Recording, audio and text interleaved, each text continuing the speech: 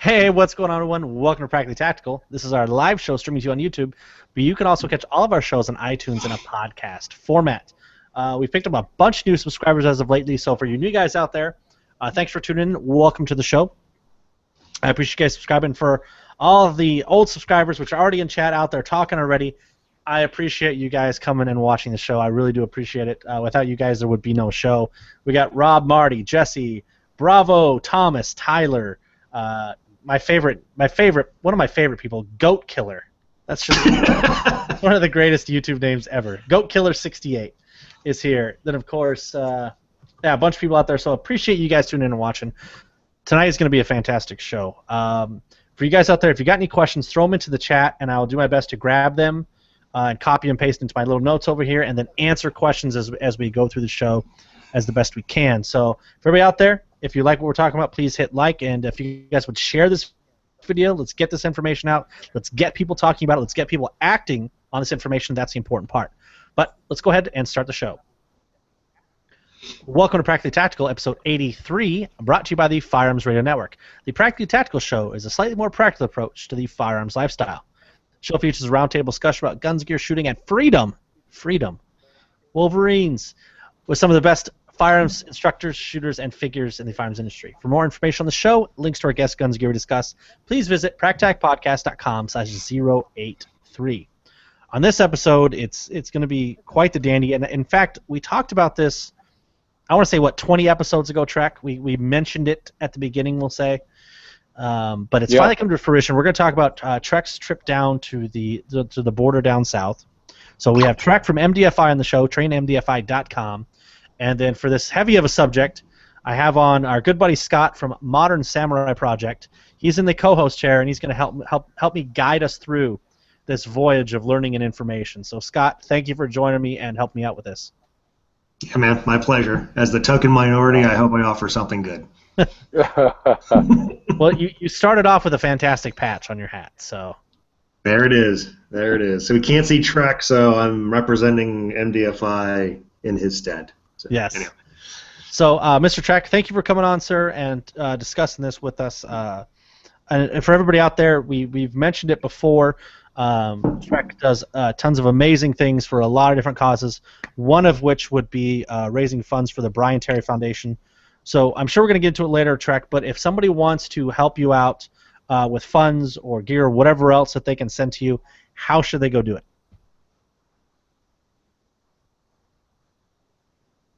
And I promise he was here earlier. Well, Nick, thanks for asking. Let me put on my beard. So I apologize for the late start for everybody on YouTube. We were working through some connection issues, which apparently we are still doing that. So then real quick, we'll go back to you, Scott. Modern Samurai Project, what's that? That is my homage to Trek and everything that he teaches. No, so for those guys that have been around for a while, you kind of know that I've been a lifelong martial artist. I've been a firearms enthusiast now going on for 4 years or whatnot. So, came up with kind of a cool name, and it's I start off with my Facebook page, Modern Samurai Project. I kind of do privates and just a focus of an enthusiast of self-defense of all the ranges. You do private training. I just want to say you say you do privates. So. Oh, I do, yeah. Phrasing. Anyway, I do private training, whether it be martial arts focusing on jiu-jitsu, some informal things. Like I said before, my whole goal is a lot of people, say they want to go to a jiu-jitsu class, or maybe they want to go to a Muay Thai or a boxing class, but they don't want to start off with the heavy hitters and get embarrassed. I just kind of give them a little bit of an intro. Same thing with firearms. They want to take classes with MDFI or Sentinel Concepts or Victory First, but they just don't want to go out and embarrass themselves, right? So they come out and they talk to me, like I'm on a lot of social networks and stuff, and they live near me. They just take maybe an hour or so training with me just so I can get them shooting straight, be comfortable. So again, that they can get up to speed when they go out with a legitimate, nationally known, vetted guys and shoot straight, so they can get up to speed quickly. and my whole focus is that you got to train all ranges, right? Whether it be long distance with a firearm, medium distance with punches and kicks, and up close with grappling. To say that you only train in one range and you're prepared is a misnomer. So that's my gig. I'm sticking to it. So, Mr. Trexler, are you back with us? We'll see. That was the most confidence-inspiring quote I've ever heard. You know, Michigan woods, but this is getting ridiculous. Tell the girlfriend to pedal harder. That's an inside joke for everybody out there. So, Trek, back to real quick. Obviously, you've done a ton of stuff with the Brian Terry Foundation. If they want to help with that, where can they go to donate? Oh, very easy. www.honorbrianterry.com. It will take you right to their website. It'll take you right to their donation site, and all those donations, 100% of which go to the actual mission of the Brian Terry Foundation. 100% volunteer run. It's run by the family. They don't take a single penny for a paycheck, unlike Wounded Warrior Project and a lot of other charities where very little percentage of those donations actually go to the mission. So right there, honorbrianterry.com. Perfect. So we're going to jump into our main segment here. We're going to be discussing, again, Trek going down to the border. But real quick, because this will be one of the emails that I get, would be, oh, you're mixing politics and guns again. I just want to hear about guns. So I'm going to propose this question to you first, Trek, and then Scott, I'm going to have you answer it as well. Mm-hmm. So why should all Americans and gun owners, I don't want to phrase just gun owners because I think this is far more important than just gun owners, why should we care about what's going on at the border, Trek? Right off the bat, the easiest way to answer the question is Operation Fast and Furious. Every single gun owner should be worried about the fact that the federal government, as far as we know to this date, put in place an operation that was designed to basically allow American weapons lawfully manufactured, illegally obtained through the use of a federal sting operation, or at least the guise of a federal sting operation, that, as we start to find out information, was designed specifically to stack evidence or stack statistics against the Second Amendment. So right there, all firearms owners should be concerned about the fact that there was an operation that was designed to demonize law-abiding citizens through the use of allowing lawful weapons to get in the hands of bad guys across our border.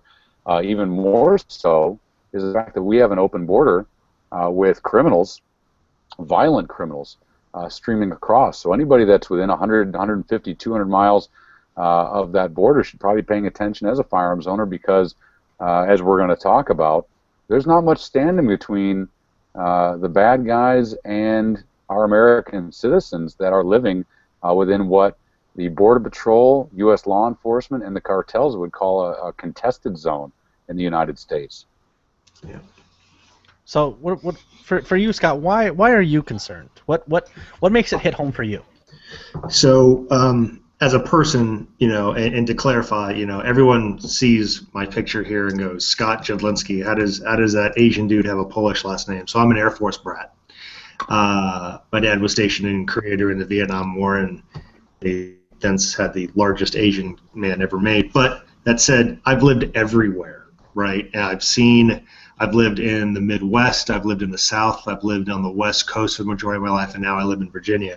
But I've seen the border, like Trek was saying, and it's as open can be. It's almost like that big 15-foot fence goes to a certain distance, and it's propaganda to make people feel safe. But going even further down to the average person that maybe doesn't want to be involved in politics, it's about economics. And when I say economics, people have been crossing that border for a very long time, and crimes have been committed for a very long time. It's a matter of economics. As we get more and more stringent on immigration or whatnot, people come over and they can't find jobs even after they make it over, and they don't have any means of supporting themselves other than crime, right? And your average citizen, firearms, enthusiast or whatnot, is preparing for that time for that threat. Well, when you don't have regulated borders, when you don't have protected borders, and you allow that person who didn't come over maybe as a criminal, because there's plenty more that do come over as criminals, but those that didn't come over as criminals, but they have no other choice to feed their family, what if you get in their path? A desperate father, or something like that, who has no other choice than to turn to crime, and you have to protect yourself. That's what is created by unprotected borders. So. Well, and something I want to mention there too is I don't believe the FBI in their I hate the term gun crimes. I think that's total BS. But they don't separate out illegal aliens out of those stats. I would like to mention that. So sure. They're all lumped in with us, and I hate the word crime violence or crimes with guns. It's a tool. It's a purpose. If there was such a thing as hammer crimes, well, a lot of people use hammers too. But so Trek, let's prep this with, what took you down on the border? What the pre of before we talk about what you saw down there. What led up to going down there and what motivated you to go down there? Sure.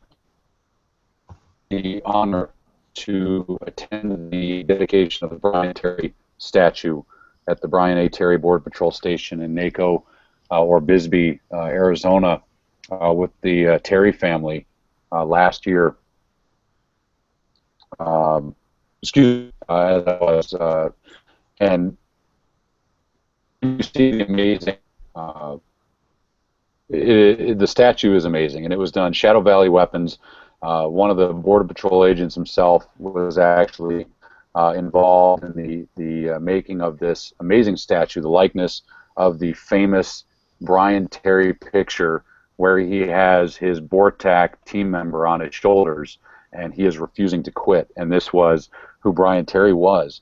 And I got to go down there and spend time with the family that I have befriended since my 2,000-mile ride across the country for the foundation. And I watched Brian's mom holding the hand on that statue at that dedication, and something clicked. I knew how important the issue of border security and the Brian Terry Foundation and the story of Brian Terry and the fact that how outrageous the entire scenario is, and I hope we have a chance to dive into a lot of the particulars of Fast and Furious and that. Right after this, we'll jump into it. Absolutely. And when I saw Brian Terry's mother holding the hand of Brian and his teammate in that bronze statue, and knowing that Border Patrol agents are going out every day, they're paying their respects to Brian there at that statue, that was kind of I've told a lot of my really close friends, that was a clicking point, a changing point in my life. There are so many great causes out there that we as Americans need to be concerned in, but I have now found my cause. I have found my cause. The Second Amendment will always be part of my life because, of course, the job that I do. But this new direction in my life and finding out and being as educated as possible at the border, when I saw that, I made some huge life changes. I will be spending my winters down in the Southwest because I'm going to be spending a lot more time down near our border, and that was what prompted me. And I had the opportunity to meet the gentlemen that run the Arizona Border Recon, which has just been featured in the movie Cartel Land, which that's the movie that we were talking about. Yeah, that's it. And I got a chance to meet these guys in the flesh, and I'll tell you what, I know they might be listening tonight. I threw the link to them. I was skeptical.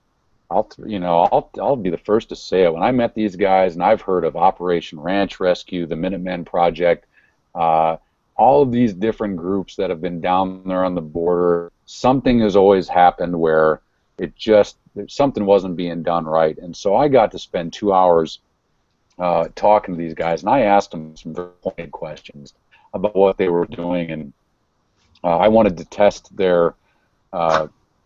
I basically wanted to test them. I wanted to see from a constitutional standpoint about the work they were doing on the border and helping secure our country. With a bunch of yahoos who really cared. And after 2 hours of shaking my head, I was telling everybody I met, these guys are different animal altogether. And so that meeting right there at Active Mission, I had a plan. I talked to them. They gave me an open invite. They said, you know what, anytime you want to come down, we'll show you what it's really like. And that prompted my first trip down to the border where I was their guests. And talk about an eye-opening experience. It was, just as Scott mentioned, we are being shown one thing, but the reality is completely different, and that's what we're here to talk about tonight. Yep. Can I add something to that real quick? So, jump in, buddy. You know, the one thing, like Trek was talking about, that just it drives me crazy. And I know that one guy on the comments said, "Thanks for bringing up an old topic." You know, it's not an old topic if it hasn't been resolved. You know, exactly. we are fed, and it's almost like anti-stress inoculation, where security breaches, leaks, all these other things are like, oh, no big deal. What's, you know, what celebrity is now changed their gender? You know, we've got Fast and Furious. Our borders are unsecured. The OPM breach. You know, being in Metro DC, you know, I have lots of friends that are, you know, work in agencies, and you know, obviously I can't say their names and stuff like that, but they tell me things out of frustration. Not that I'm in the know or anything. It's just regular guys like me who happen to work for the government. You know, I got one guy he absolutely knows his information was leaked from this OPM breach, and it's like, oopsie.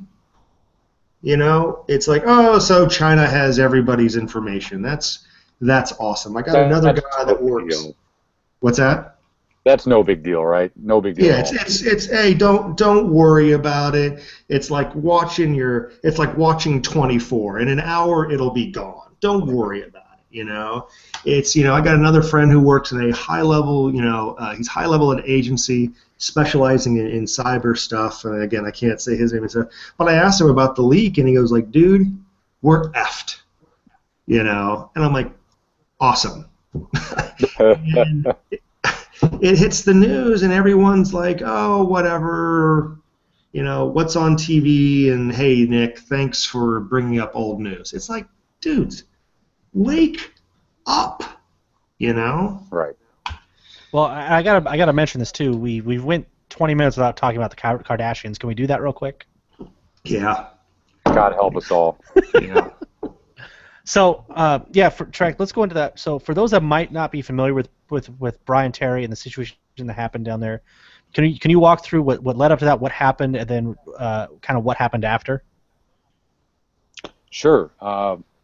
In 15 December 2010, Brian Terry and his BORTAC team. BORTAC is the Border Patrol Special Operations Unit that has been severely castrated since 2010. But at the time, you know, high operations tempo, doing specialized drug interdiction missions along those lines. They were in a arroyo, a wash outside of Rio Rico, Arizona, and they basically were setting up a OP, an observation post, and they on a very high traffic area where drugs and weapons were coming into the country, or excuse me. Drugs were coming into the country, and money and weapons were exiting the country, and they, in the middle of the night, encountered armed cartel members, and a firefight ensued, and Brian was mortally wounded. Comes to find out that the weapons involved in that incident, the cartel members, through whatever means that occurred, those weapons were acquired through Operation Fast and Furious, where our own government allowed the cartels to get their hands on those AK-47 rifles. The thing that muddies the entire issue is not only the fact that Fast and Furious occurred, the fact that the number of guns in the evidence has somehow been increased and reduced. The statements have changed. The BORTAC members that were there have been scattered across the country, their statements never to be heard. Brian Terry's family has not received any answers. Not a member of our government has been held criminally liable. In fact, a lot of them have just been moved to different positions. Eric Holder is now making millions of dollars back at his old job. Brian Terry's home was raided by members of the United States government. No warrant, not a single warrant, nor exigent circumstances has ever been provided to the Terry family. His computers and electronic devices were wiped clean and returned to the family. Some of his privately owned weapons are still missing. And this is an American patriot who served his country. That was not a question of being a criminal. Why was his home, why were his things taken? There's a lot when you start to do some deep research into the entire story of Brian Terry. It wasn't just a bad moment in which a law enforcement officer was killed. Something's going on. And so aside from all the other border stuff, and this is as Scott has pointed out, yeah, we have a porous border. Yeah, we have a lot of Mexican, Guatemalan, Honduran citizens coming across our border that are just looking for another life. But we've got some sinister stuff going on down there. It doesn't just have to be the cartels. It has to be where the United States government was willing to allow weapons from our side to get into the hands of the bad guys that have cost hundreds, if not thousands, of Mexican and American lives. And now we're seeing it in San Francisco, where a five-time deportee has murdered an American citizen, and people are just like, oh, it's no big deal. But you got to get to the bottom. You actually have to start to see what that border is like, and talk to the people that are down there. And the stuff that I've found out since getting involved it's staggering, because just as when I rode from Detroit to Arizona and said, people would ask, what's Brian Terry, honorbrianterry.com, I would explain and say Operation Fast and Furious. The majority of Northerners would say, I've never even heard of it. Mm-hmm. It wasn't until I got to the Panhandle of Oklahoma that people started going, oh yeah, we know the story of Brian Terry. Well, when you mention the border to a bunch of Northerners, they don't care. They don't have no one's telling them what's going on. But you tell a rancher in Texas, hey, tell me about the border, and they're going to tell you the truth. They're going to tell you about $20,000 a year in cattle fence repairs. They're going to talk about armed bad guys crossing their property. They're going to talk about United States Border Patrol being fired on their own property, on the United States side of the house. So, the Brian Terry Foundation, the Brian story of Brian Terry is, and I hate to say this, and I don't take it lightly, it's a blip. The story of Brian Terry is a blip in what is going on down on our border, but it is a blip that we need to remember, because this was an American. I'm going to throw out there, he wasn't just a patriot. This dude was a hero. If you look at his record, he gave his life and all serving his country and would not stand for even the slightest bit of doubt to what his mission was. And we owe him as a country to get to the bottom of what's going on. But that's the problem, is now we have a dead young lady in San Francisco, and we have ranchers that are being held at gunpoint in their own property. So we got to take the lesson that we've learned from Brian Terry. We got to say, we got a lot of American citizens in harm's way, and they all deserve our attention. And that's why we're talking about this tonight. Yep, 100%. There is a YouTube video tribute to Brian Terry, and where they, it wasn't his voice, but it was a voiceover of one of the poems he wrote. Sure. And my God, that was like straight from like Chief Tecumseh. You know what I mean? I got chills. And that dude was a warrior poet. You know what I mean? If today be the day. Oh yeah, it's just unbelievable. And the whole thing with like we just get used to it. Before illegal crime, killing illegal, nobody cared, but now nobody cares when it bleeds out. I would absolutely guarantee you that if I wasn't among the aware community that we're a part of, I wouldn't have heard about that 4-time deported illegal alien shooting that lady. I wouldn't have heard about that. Sure. How is that even acceptable? Well, and that's what I want to jump to real quick here. So for those that maybe aren't familiar, Kate Steinle, you guys should, along with Brian Terry's name, burn this name into the back of your mind. Kate Steinle was shot to death July 1st walking on a pier with her father in San Francisco.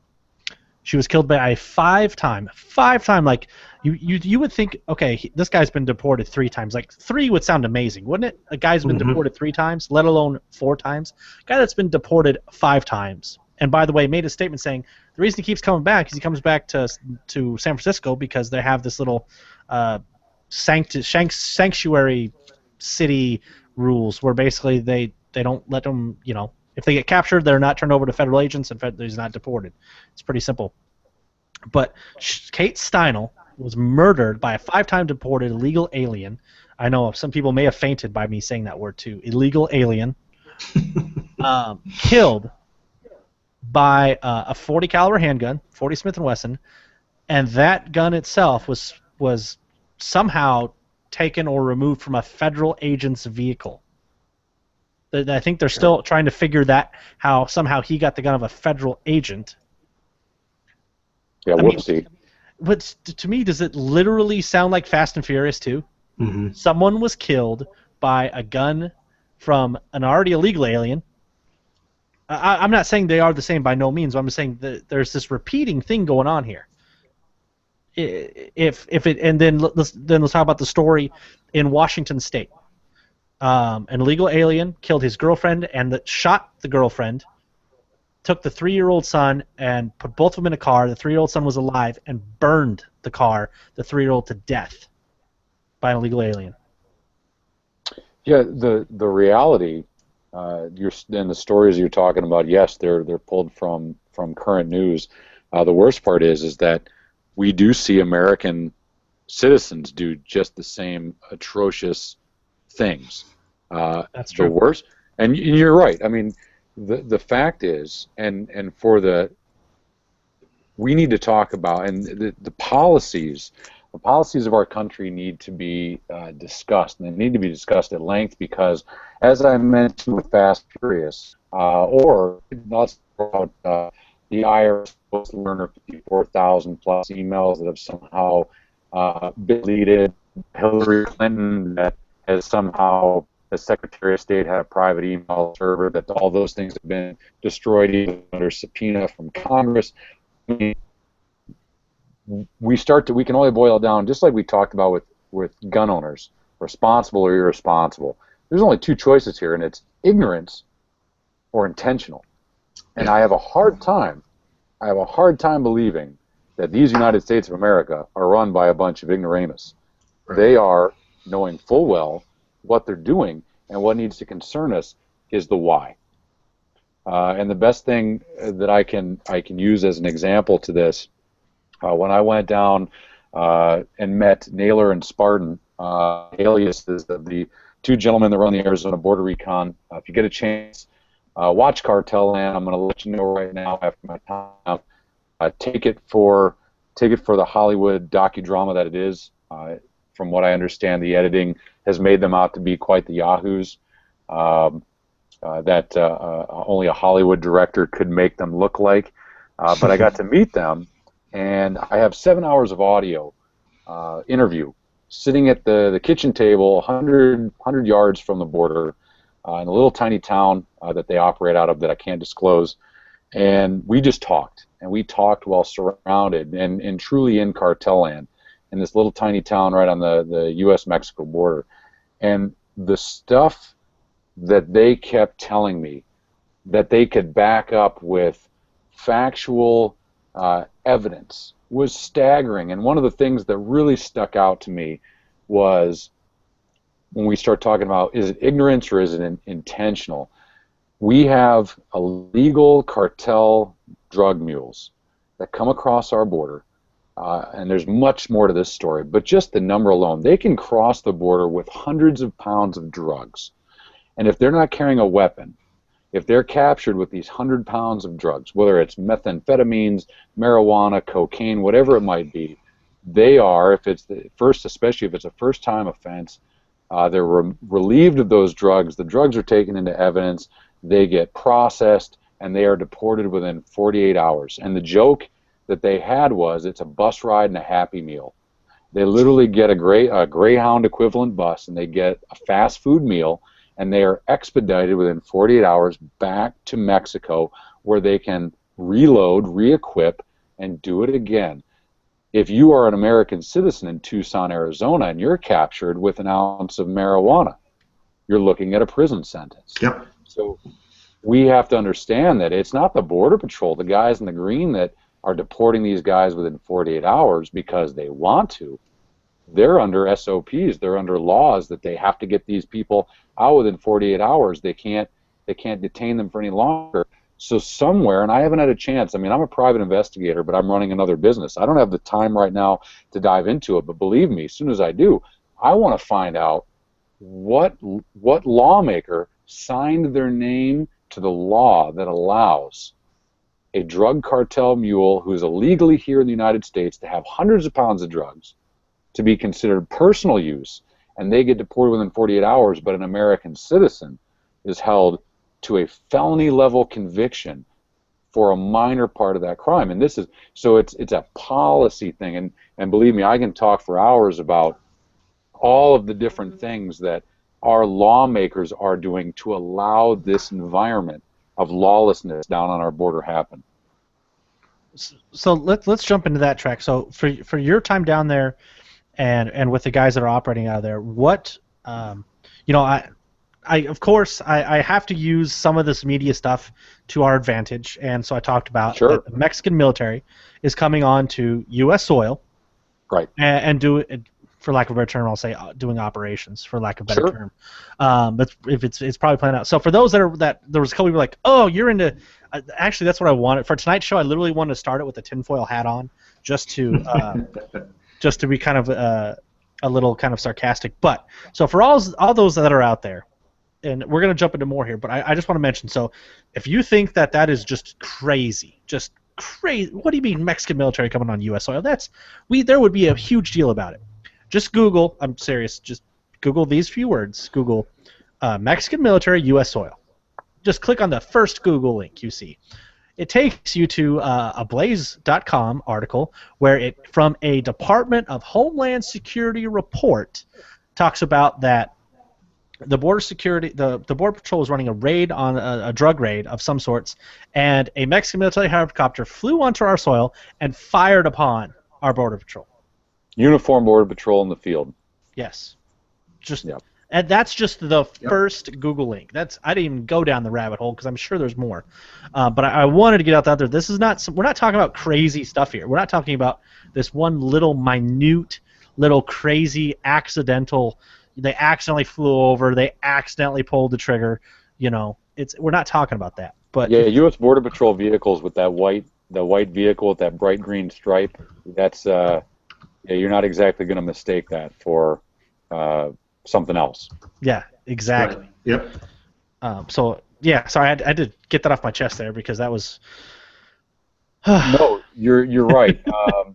I just to be fair for the viewers tonight, there's two things that I can say at any given time for any story that I tell. I've either verified it or it's been told to me, and so I try to stay away from the it's just been told to me until I can verify it. And just like everything in nowadays, on your Facebook feed, on your news, you gotta get out there and you gotta vet the information. And we see this all the time where somebody posts, "You'll never believe what happened," and it turns out it's an Onion story or the Duffel blog, for God's sakes. People aren't vetting the information.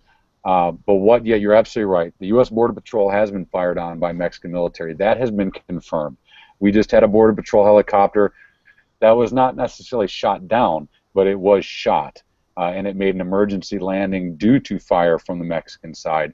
The Texas Rangers have had multiple encounters with armed Mexican military on U.S. soil, and these are things that can be found out with somebody that's got a little bit of time, a little bit of Google foo.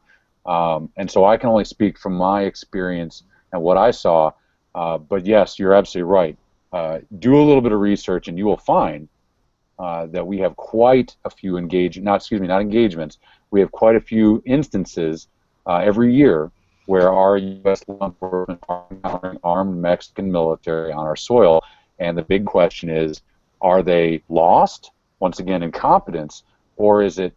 Are they doing it intentionally? Are they working for the cartels, pulling security? And I think common sense, with especially some of the information that I can share and that others can share, of course they're doing it intentionally, and they are running security for the cartels. Yeah.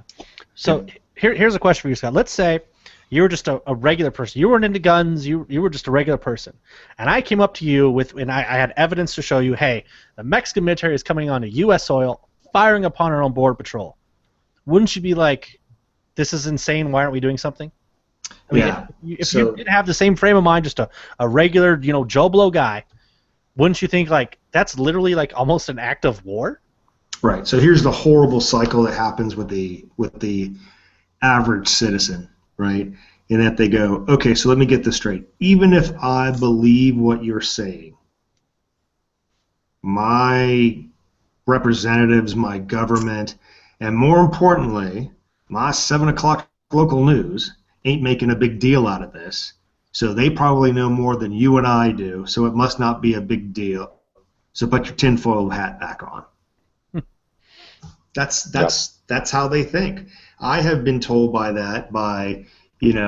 a getting back to our other episodes, our responsible gun owner, dude, why you got so many gats? You know what I mean? And I try to explain to them in a logical, calm nature of like, look, I live in Northern Virginia. When Hurricane Sandy barely missed us and destroyed New Jersey, if that would have hit us and you had no food and water, but you know that I did and my next door neighbor did, I have a means of protection. He doesn't. You're going to let your kids starve? Or you're going to try and go get some, food? He's like, oh, you're just blowing things out of proportion. That storm would have never hit us. That Mexican government didn't fire on our people. You're crazy. That's how they feel, and it's because it's that reverse stress inoculation to where we're training ourselves to be able to react in case we need it. The propaganda out there is training people to not react when they need it. I think that's a really good way to put it. So Trek, what types of and we'll jump into these two, and Scott, if you got something jumping on too, so and this might be jumping ahead a little bit, Trek, so feel free to back it up if you need to. But sure. Working with the guys that are down on the border and just locals themselves, like regular ranchers, like you talk about, what types of things are they seeing going on down there? The interesting part, when I was down in Arizona, I can't go any more specific than that. I was down on the border in Arizona. The difference between Arizona and Texas, just to call those two states out, are considerably different. Texas is a lot of ranches. Private ranches, privately owned ranches. Arizona, if you look at the border, a lot of federal land. Buenos Aires National Wildlife Refuge, Coronado National Forest. For those out there listening, Coronado is your national forest. As an American citizen, it is beautiful. I can tell you this from firsthand experience. It is amazing. But you better not go there unless you are ready to walk into a bad situation. But it is yours. These national parks, this federal land, have become the drug superhighway, the cartel superhighway. All sorts of stories about what's going on down there, all the way from like I mentioned, the drug superhighway that goes through a national park that, because our federal government has said, dear American citizens, it is unsafe for American citizens to do anything in this park, so we're just going to close the park or put up big signs warning that there is large criminal activity happening, but not do anything about it. So the cartels have taken advantage of this, and they're using it for a drug highway, where they literally have spotters. And this is something that just, I've heard this not only and seen it firsthand, and I have to say that I have seen this firsthand. They have spotters on our U.S. soil, on high points, basically mountaintops, all the way from the U.S. border, all the way up to Tucson, Phoenix in Arizona. Mm-hmm. And what they do is they essentially, as the cartel members come across with their drugs, they have these spotters in place that have dug themselves in like ticks, and they have all the way from a very hasty shelter all the way to a very, very in-depth bunker system or tunnel system on the top of our mountains. They've got cryptography, radio nets, solar panels, food stores, and they basically treat it like a business where, as the drug mules come across, they have a radio, They go from one mountaintop who says, hey, I can see you, there's nobody around, you keep coming, and as soon as they start to leave that mountaintop, they say, all right, we're going to transfer you to the next mountaintop they can see, and they're going to guide you all the way. On top of that, you've got quote-unquote humanitarian groups putting water and food out in the middle of the desert, which when you talk to the Arizona border recon guys, it shows on a topographic map like a wonderfully drawn highway through the middle of the desert, 50 miles to the major highway, where the cartels have all the food and water that they need in the middle of nowhere to get these people, to get their product into the United States. Stories of ranchers that have been threatened by not only cartel members, but cartel members escorted by Mexican military. Mexican military helicopters have landed on their property. Loved ones have been kidnapped and murdered. And this is something that happens all the time on our border, but it's not going to make national news. It might make local news, but a lot of times these people are so terrified of the consequences of speaking out that nothing ever comes of it. I want to jump in real quick, Trek, because there's two Sure. things I want to talk about. So, the media, and if you disagree with this, Scott, jump in. They like to paint them as these are just poor people coming across. Anybody that you see is just absolutely poor. They're down on their luck. They're coming here for a better life. And that's not true at all, is it, Trek? I mean, there are some, don't get me wrong, but we're talking a highly funded organization, organizations. Yeah, I'll make this real easy. This is a very easy way to go for the entire rest of the conversation. Do we have an illegal immigration problem in this country? Abso-freaking-lutely. Are there good people out there that just want a better life? Are they fleeing from cartel violence and from a government that is completely defunct and corrupt? 100%. And I'm going to tell you right now, do I think they have to pay some sort of penalty for doing so and jumping ahead of the line of all the people, like good friends that I have that are naturalized U.S. citizens? 100%. I don't hate on them at all. I'm going to tell you right now, I don't hate on them. We got to figure something out. We do. We got to figure out a penalty. We got to figure out to get them into the tax structure. So let's step aside. What is interesting is you're absolutely right. Everybody assumes that it's just drugs. Yep. Looks you there, Trek. So I'm going to try and continue on to what I. Oh, you there, Trek? Anyway, I'm going to try and finish what I think he was getting at. Right. There is no doubt that in my mind, the majority of the people, and that is an unsigned. That's an opinion, right? Of people coming over the border just want a better life. The problem is, are we willing to sacrifice? Are we willing to take the risk of you got 1,000 sheep coming across the border, but of that 1,000, there are 20 disguised wolves. Yeah. You know, that's the thing. I mean, we've supported. I mean, when Bush was in office, he had that whole work permit thing that died, and I can't tell you that I kind of remember the details of that. But I remember when I first reading it, going, "Well, hell, they're doing it now anyway. Let's get them into the tax structure." You know, let's say, hey, if you can prove that here's your ID, it gets you into the tax structure. That way, the Americans who are employing them aren't doing something illegally as well.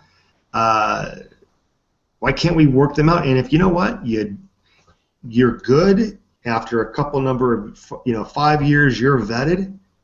Here you go. Here's your green card, or here's your path to citizenship if you so choose. Sure. You know, because a lot of them they just want that new life. But the problem is, are we willing to take that risk?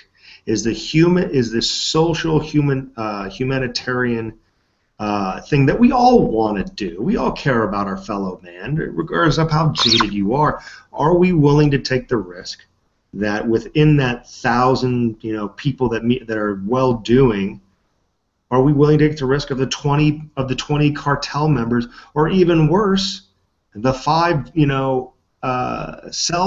terrorist cell members coming over and and we don't know. There's no way to stop that, and get into what Checkle said. You got to think that it's almost intentional. How is it that we can't finish this fence, we can't finish this wall, we can't finish this wall? Oh, 12 million kids at the border. Here's the spa resort for you. Sure. How is that possible? Because we're getting sold a bag of goods. Sorry, I'm trying not to get on my pulpit, but So, Yeah. Trek, you were saying that we heard like one word of what you started to say there about what I mentioned, and you cut out there. Well, yeah, I apologize, and to everybody that's listening, I apologize for my backwoods Wi-Fi. Scott, just jumping in, what Scott was talking about is absolutely right. We got to separate. For now, there's no way to dive into in this little bit of time that we have to talk about the illegal immigration. This isn't about illegal immigration. This is about criminal activity. What's going on down the border? We need to secure the border, and then we need to talk about and have a serious conversation about immigration. And it's a common misconception that the border is just any given point in time, any hole in the fence or weak spot in the fence or the border that people just come pouring across. There's actually, according to, and as I've seen it, there's a difference between immigration routes and drug cartel smuggling routes. And if the guys down on the border, and they know their stuff, these guys are amazing, but if they've figured it out, our government knows the difference between the high likelihood of a route being for illegal immigration and for drug smuggling.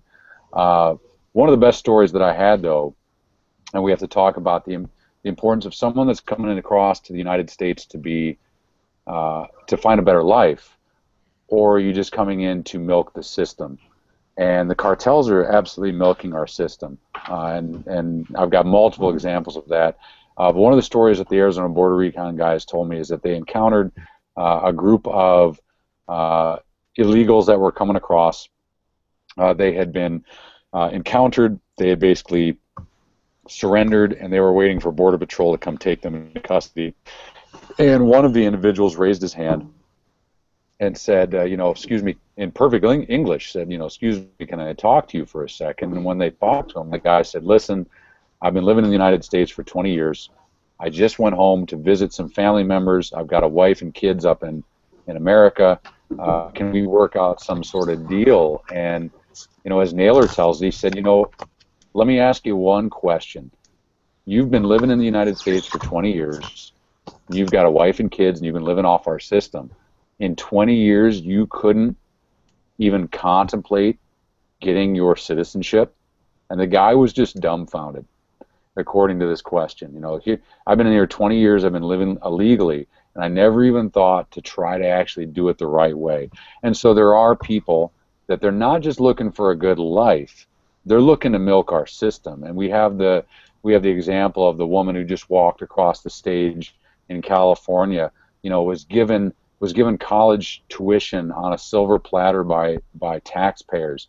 And what does she do? She throws up the Mexican flag instead of the American flag because she's not trying to be an American. She's trying to use the American dream. She's trying to use the American benefits to her benefit, but she has no intention of being an American citizen. That is a different discussion for another day. But we've got bad people doing bad things down on the border, and we have to separate the people that are just here and they're illegal by definition because they have broken a law coming across the border, and then we've got people that'll stick you in a barrel without a head or hands to try to sell drugs, smuggle weapons, and smuggle money. And that right now is a far greater threat because when they're coming across, our enemies are coming across.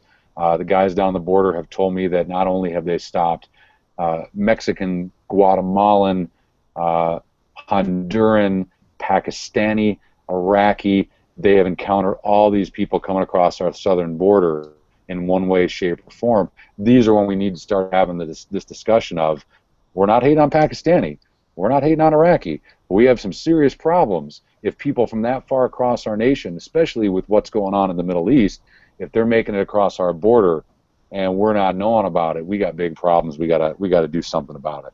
Yep. And you're again at the risk of sounding like we're targeting certain people and things like that. Look, again, I've lived all over this country. I've lived in Hawaii and Guam, everywhere. And DC is more so than any place a big melting pot. And I tell you that if, and I have a ton of friends whose ancestry is from the Middle East and a lot of Latin American friends and things of that nature, and mostly growing up on the West Coast, you know, a lot of people of a Mexican heritage that I know. You get some, dude, I couldn't tell you if they were Latino or if they were Middle Eastern. Could not tell you the difference, you know, and I'll damn for sure tell you that if I can't tell, most people can't tell. You know? Well, and Scott, you bring up a great, and this is, I got to throw this out there. This is very, very important. Like I mentioned, I have 7 hours of audio sitting around with these guys down there that have given up their lives. They've given up their pension. They're working on donations only, and they're doing what our government is not doing. And I knew what I was getting into going down and talking with a group like this, because I have seen the fate of Ranch Rescue. I have seen Minutemen Project and all these other projects that have fallen apart through either political infighting, trying to make a name for themselves, or criminal activity, one way, shape, or form. And so I asked these guys as I was sitting in their house, 100 yards from the Mexican border, my first question was like, guys, are you racist? I said, I'm going to ask you flat out. I said, do you hate Mexicans? And their answer was absolutely not. And they said, this is a sustainability issue. This is a criminal activity issue. And if I had believed for 1 second through any of the stuff they had talked about, that their intentions were not about the red, white, and blue and the security of the United States, I would be telling you right now, because I've got nothing invested aside from $700 that it cost me to drive all the way down to the border and back. But what they did do after they answered that question is they educated me on their backyard, and their backyard involves high levels of criminal activity with great men and women in the green uniforms out there trying to do it with their hands tied behind their back, and we're not getting anywhere because our politicians are making it that way. Now, here's a question too: of what are they seeing more of, just illegal immigration or actual criminal activity? So actual people that are not only committing a crime when crossing, but are actually there for bad intentions, we'll say. The majority of in the activity near Coronado National Forest and Buenos Aires National Wildlife Refuge that I was made privy to is mainly drug trafficking. And the story, I try to stay away from, once again, things I can't vet. And I've got a lot of stuff that I've vetted, a lot of stuff that I don't have vetted.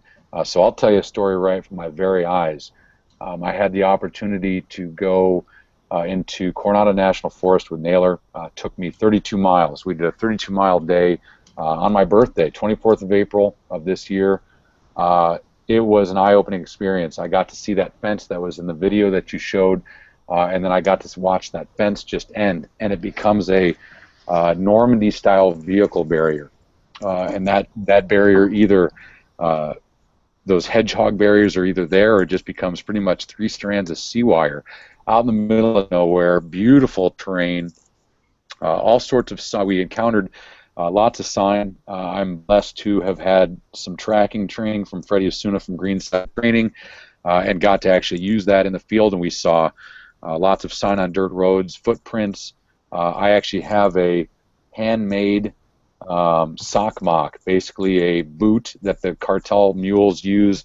They put it over their shoes, and they're made of carpet, and they're designed to hide their footprints. And I've got pictures of hundreds of them up against our fence where they could not climb the fence with those on, so they decided to take them off and risk it. So we went out that day, patrolled along literally walking along the 3 strands of sea wire. I've told my friends that this was interesting because it was the first time since my 10 years in the military that I had geared up like I was going to be in Iraq, because we were out in the middle of nowhere. No cell phone coverage, no radio coverage. It was just myself and my host in a pickup truck and on foot. And we saw signs, leftover food, footprints, rear end prints where they had sat down in the dirt to either tie their shoes or take a break. And it was when we got back that I had shed my plate carrier, my backpack, my multi-cam, everything that I had to wear. And as I was standing there in blue jeans and a t-shirt with just my Glock on, we got a frantic phone call from a local resident that knew these individuals, and said that the cartel was on their property and doing something at that moment, and we jumped in the car. Turns out that we passed by a cartel spotter in a pickup truck on the United States side of the border, and within 75 yards of a Customs and Border Protection checkpoint between U.S. and Mexico, we interrupted a cartel drug drop where they had, the night before, rolled old tires over full of drugs, placed them onto a used tire pile, and in the broad daylight, probably 1, 2 o'clock in the afternoon, 75 yards from a Customs and Border Protection checkpoint, they were loading those tires on the back of their truck to take into the United States, and we just happened to roll up Code 3 and ended up having to track them back to the border fence. They ended up taking the drugs and throwing them back over the fence. The drug trafficking in that area is very, very high. They do it every day. While I was down there, when I did that video that has been going around, we were looking in spotting scopes, and we've got cartel spotters with binoculars looking at us, and they're standing right next to pickup trucks that have got bales and bales of what could only be drugs, and they were waiting for us and the Border Patrol to leave so they could get more across the border. There's no consequence, of failure. They own their side of the border, and it's just a matter of when they come across, how much are they going to lose from the law enforcement capture, and it's all a big business to them. And so, yeah, there is a lot of illegal immigration that happens our entire border. When I was in the Border Patrol Border Patrol station in Tucson, I saw one of their screens. They apprehend on our southern border roughly 1,000 people a day. Jeez. And if you think about 1,000 people a day, that is a fraction of the people that actually try. So 1,000 apprehensions a day on our southern border on average, and those are, for the most part, probably illegal aliens just coming across for whatever reason, not necessarily with criminal intent, but mixed in with that are the criminals that are doing bad things. Yep, and let's put it into perspective for those people that have never lived in on the southern border or their southwestern border. Tucson, Arizona, right? I wouldn't call it a major metropolitan city, but it's a metropolitan city. It's a good-sized city, yeah. It is a good-sized city. It is the home of the University of Arizona. It is the home of Davis-Monthan Air Force Base, a major strategic and tactical Air Force base in the southeast. And the border, Sonora, Nogales, is 60 miles from Tucson. That's 1 hour if you're driving slow. Yep. And people don't realize that, and there's really nothing in between. Sure, I got to talk to a Phoenix-based law enforcement officer. Can't say any more than that, and it was very interesting. The major highway, and I'm drawing an absolute blank. I want to say I-10, and I apologize. It's a major east to west artery, right about near Tucson.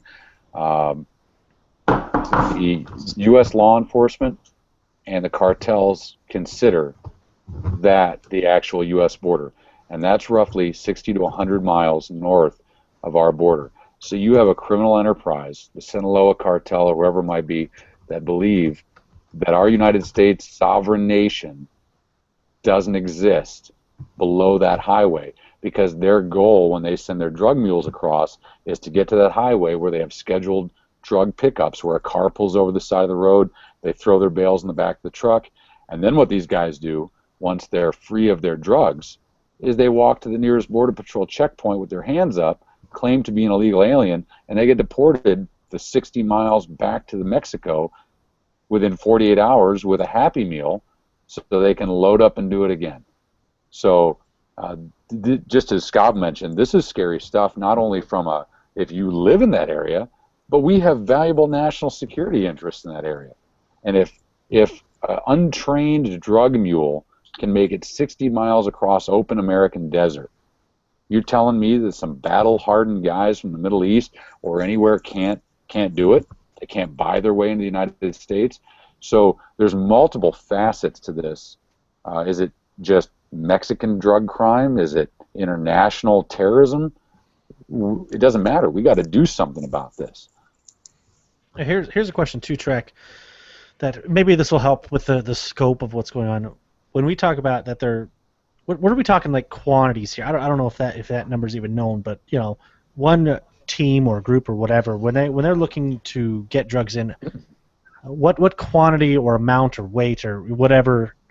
I obviously don't do drugs. What and how much is coming over? And this is, I'm going to throw this out there. This is unvetted, but I've got to pull it up. This is one of my things on my notepad that I've got to go across.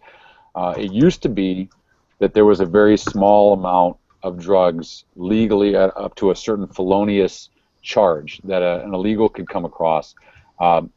Instead of going down, instead of the weight limit going down, the weight limit has expanded. And I have to throw this out there with a disclaimer.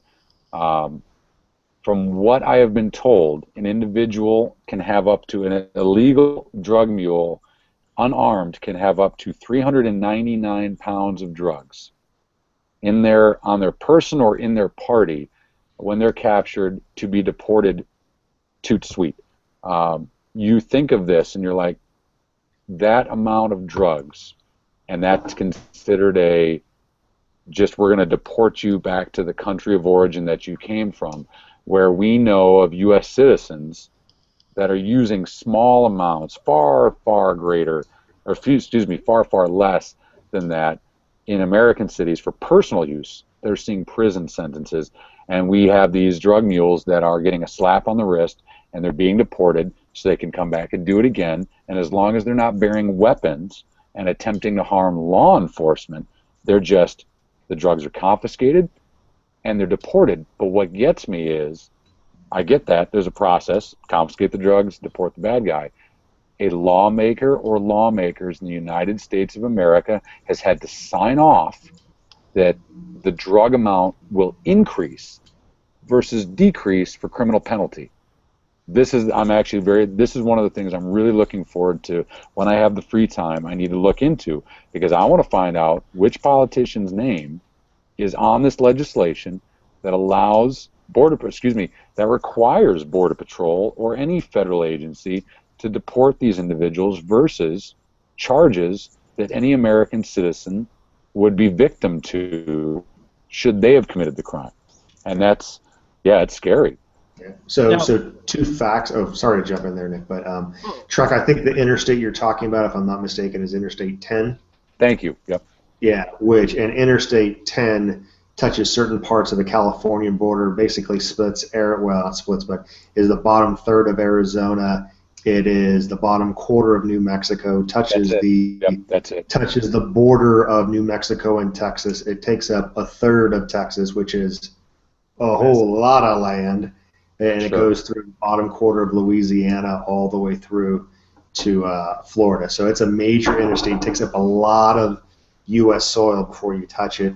And then the other stat that I wanted to say, and this is according to USA Today, which depending on the day can be a rag or not. Meth consumption in the United States, 80% of it is a Mexican product. Wow. So, I was going to ask something. Now I forgot. I had something. Oh, I remember. So let's say, figuratively speaking, federal agents busted into Scott's hotel room right now and found 400 pounds of, let's just say, marijuana. 400 pounds of marijuana. The easiest, the lightest, I'm using air quotes, drug. Trek, what would happen to Scott with 400 pounds of marijuana, let alone something else, in the United States as a citizen? So, as reference, I'm in North Carolina right now, so I'll probably be shot. But anyway. And that's exactly it. You're looking at, for a charge like that for a U.S. citizen, you're looking at distribution at a minimum, depending on the state. It's a guaranteed felony. You're looking at incarceration for upwards of a year by definition of a felony. But this is, bales, the giant bales of drugs that you see every time you hear one of these stories, these guys have it on their back, and if they're caught with it, it's just a slap on the wrist and a deportation. Wow. So aren't the locals down there? Aren't they the ones that are? I mean, we're all getting kind of screwed on this too, but aren't they literally between a rock and a hard place down there? Absolutely. Yeah, absolutely. You have to be a local down in that area, right on the U.S. border. You have to be. I can't define anything else other than self-reliant. Yeah, self-reliant is the only way that you're going to survive down there. You could have anybody crossing onto your property at any point in time. The thought of, you have people, the anti-gunners up here in Michigan that can't fathom the idea of ever wearing a gun in their life, let alone carrying one out in public. These people can't go till their crops. They can't go water their orchards. They can't do anything without the thought of an AR-15 hanging off their pickup truck mirror or off their back. I mean, and that's the stories that the people that I've met. Everybody down the border carries a gun, and you don't even question why. You know why. It's because it's the Wild West and that law enforcement is few and far between. To be down there, you have to be a completely different type of American. You've got to be self-sufficient, and you have to be willing to be that first responder. There will be nobody else but you. So, it's a different world for sure. Yeah. So while Nick is taking a little break, one of the things is getting we often focus on the negative because good Lord knows there's some negative stuff out there. But one of the things that I wanted to hear, Trek, as far as and let's see, this is a mission of yours, and your ride down there. Other than all the corn, can you talk a little bit about the people you encountered? When either people that knew that what you were doing or people that discovered. What was the overall sentiment toward what you were doing when they found out what you were doing? Oh, you're referring to the original fundraiser down. Yeah.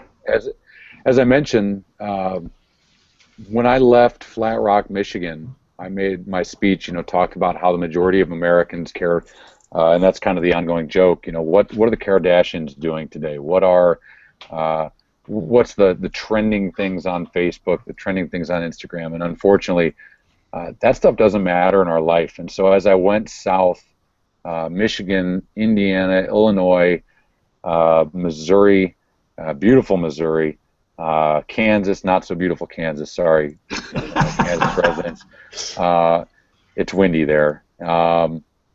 Oklahoma. It wasn't until I got to Oklahoma that I finally started having people that were shaking their heads. Yeah, we've heard the story. It's atrocious, and you started to see people that were far more involved to the point that they at least heard.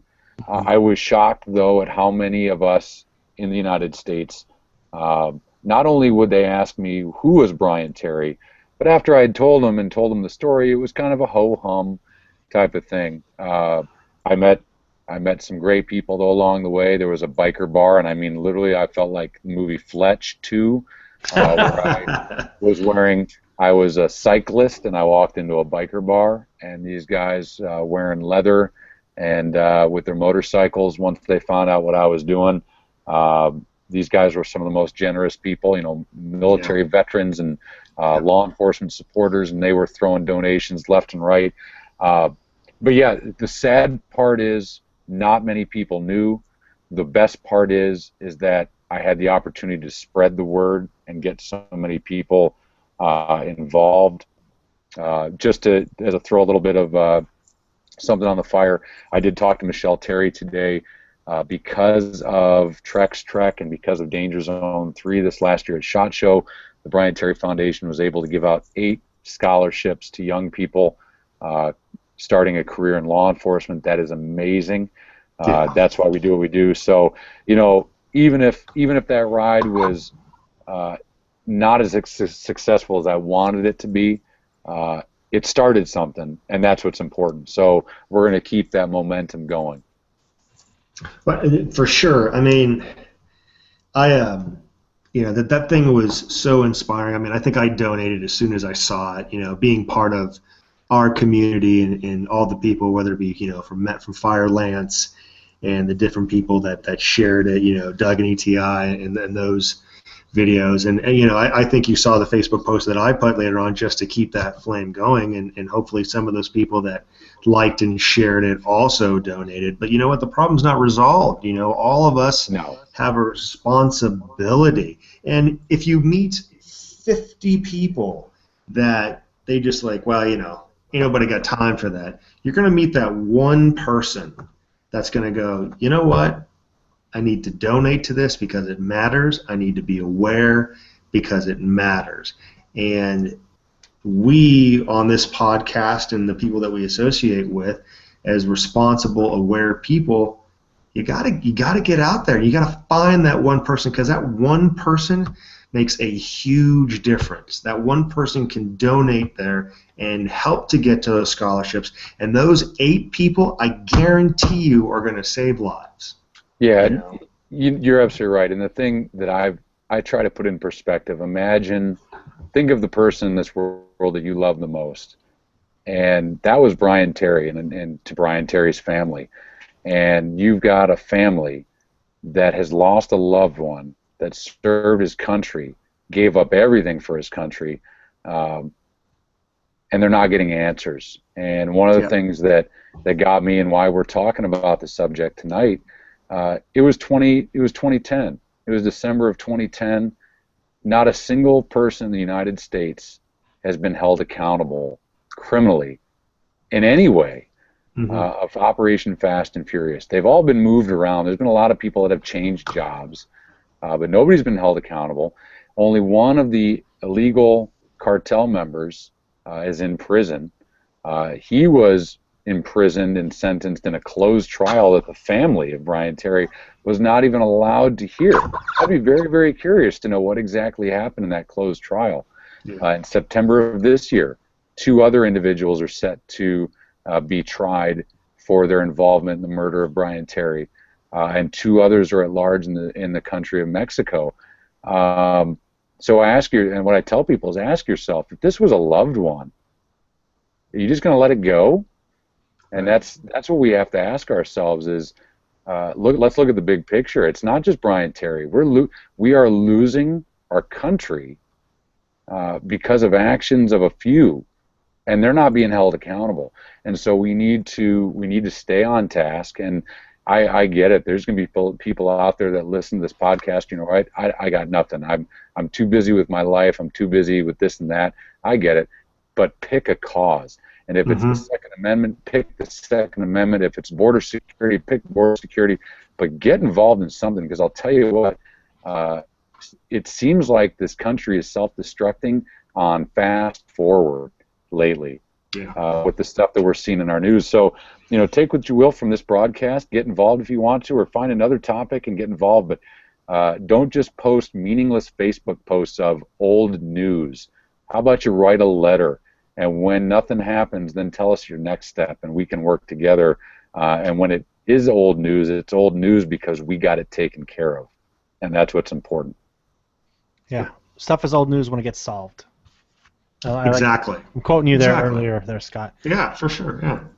Now here's a question too that I wanted to cover. Trek is, so the guys that are down there that are doing this, can you walk us through like what one of their typical, if that's even the right word, days are like down there?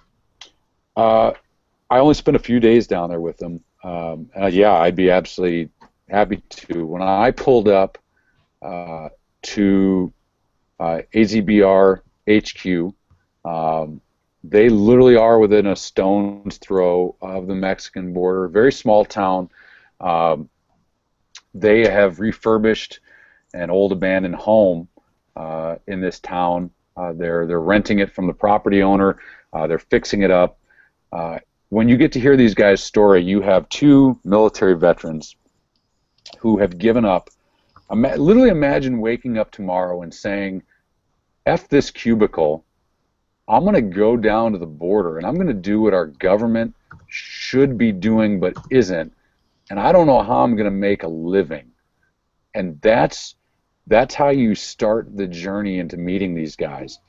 And so these guys have a little tiny house, 100 stones throw away from the Mexican border, in a tiny little town. They got a wood-burning stove. It can be anywhere from 120 degrees to below freezing.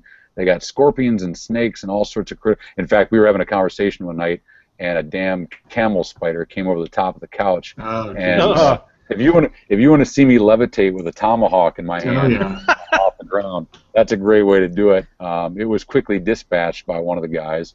But these guys have turned, first of all, they've turned their home into an operations center, and they're making it work. And these guys, to take a line from there's an old movie with Jeff Bridges and Tommy Lee Jones, and he says, the guys are making bombs out of Bisquick. Well, these guys aren't making bombs out of Bisquick, but they're making everything work out of donations, and they're making equipment out of old radio components. You send these guys on a donation, send them a box full of old Motorola talkabouts. These guys will turn those Motorola talkabouts into something that's actually helping protect the U.S. border.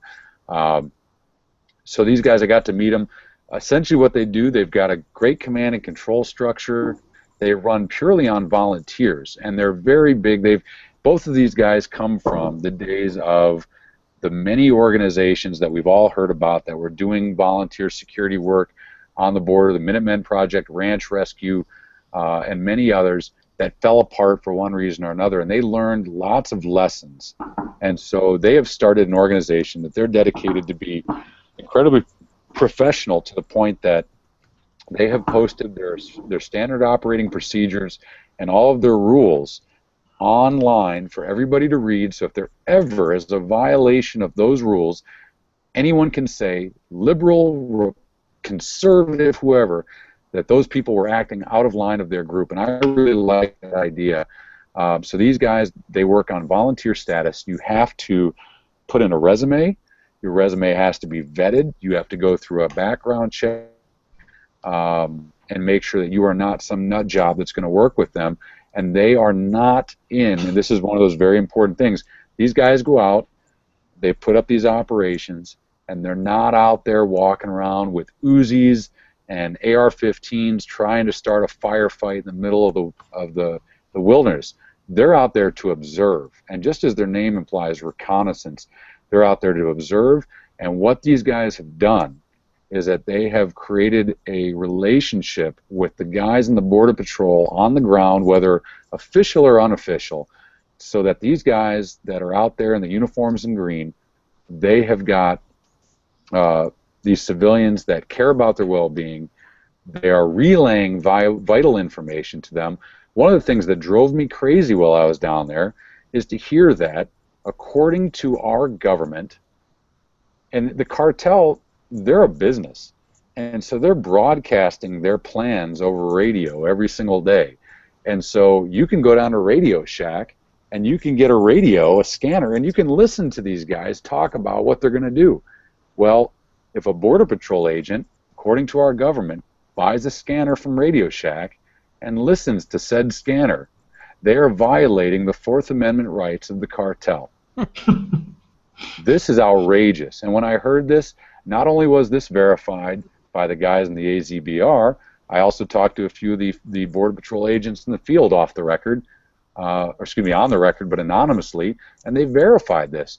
So what these guys have to do is they have to pass on this information that they can listen, because they're American citizens, and they can then give any information that's, floating around the airwaves to our guys so they can do their job. But this is amazing to me, that you can listen to it on a scanner, and the federal government has scanners, but they won't give scanners to their Border Patrol agents, even though it might save their life if a bad guy is coming across a fence. So these guys, they're listening to what's out there. They know their home terrain. When I was out in the Coronado National Forest, Buenos Aires National Wildlife Refuge, they were showing me all of the different places that the bad guys come across. I'll tell you what, when you see our border fence that has been Crisco'd, and I kid you not, Crisco, what our guys are doing, our Border Patrol agents, is they're spreading Crisco on the fence to try to stop these guys from climbing it. That's the level of the United States of America's defense against drug cartels, is to grease a fence. Jeez. So when you see these white spots on the fence where the cameras can't see, you start to really get a good picture about what's going on down there. So these guys, every single day, they wake up, they have their Wheaties, they look to see what donations they might have, and I'm very, very proud of our MDFI alumni. They just put together a hell of a care package, optics and camelbacks and batteries and all sorts of stuff that's going to go down to these guys to help them do their mission. And they'll set up OPs and they'll watch, and when they see guys coming across, they'll radio it in, and the Border Patrol will come in and do their job. But this is one of those things that I guarantee you they would wish that they would be out of a job. If you asked either Spartan or Naylor if they could go do, own a roller disco somewhere, Who doesn't want to do? Yeah, they would prefer to do that. But until the Border Patrol has the tools that they need, has a fence that they need, has a no man's land that they need, they're going to go down there and they're going to keep doing their job until they feel like their oath to this country is taken care of. And that's very, very important to them. It should be very important to all of us. But the moment that these guys get mentioned, they're racists. They're racist because they're trying to stop bad guys from coming in our country. Right. Now and that's the part of the media, and that's the part of everything else. The moment that either one of those guys says something like that, I'll go ahead and say, yeah, they're racists. But they've never said it. That's not why they're doing what they're doing. They're doing it because they're oath keepers.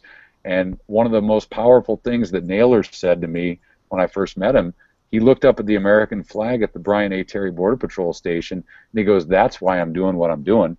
That's why I gave up my pension. That's why I'm down here making no money, is because of the red, white, and blue up there. And that struck a chord. Because every one of us, we don't want to miss our favorite cable show. We don't want to miss our Starbucks latte. These guys are down living in the field, making gear out of hand-me-downs, and they're doing a job that none of us are willing to do. Very few of us are willing to do, and that's their normal day, is living out in the middle of nowhere, risking danger at any turn, especially with this new movie coming out. But they're still down there. I'm in touch with them all the time, and they're still down there jobbing it, and I'm jealous, and I can't wait to see them again. Well, I can tell you Mr. Spartan is in the chat. Awesome. I just read that stuff, too. Yeah. Awesome. And for everybody out there, if they want to help, ArizonaBorderRecon.org. Yes. Fuel, AA batteries, CR123s were on the top of the list. Absolutely. Yeah. One of the things, I'm sure the documentary is going to show in my time down there, you're going to see these guys and this is one of the things for us in the Second Amendment, you're going to see these guys with guns in their hand all the time. And I'm going to tell you why. You're not going to the grocery store when you're down on the U.S.-Mexico border. These guys are going out of the field, they're putting up spotting scopes, and they're watching for bad guys doing bad things. I've never seen my phone jump to a Mexican cell phone tower before. I've never seen it with absolutely zero signal. I've never seen radios with zero signal, and I've never been in a place that barren. These guys are out there doing a job in a place where there is no law on either the United States or the Mexican side. They need all the help they can get, so that's great to hear. Help them out if you get a chance. Hey, so Truck, I'm going to ask another question that I'm seeing on the chat here that's interesting, because I'm going to kind of preface this and for people. So the question, I guess I could use their names, right, Nick? If they posted on here, I can use their names. So Rob Rye question, so let's assume that your resources are infinite, or you have access to infinite resources. What would you do at the border? Great question. Right now, and I'm going to preface, I'm going to kind of, color your answer with listen to what Truck's going to say, and then listen to what your politicians are saying.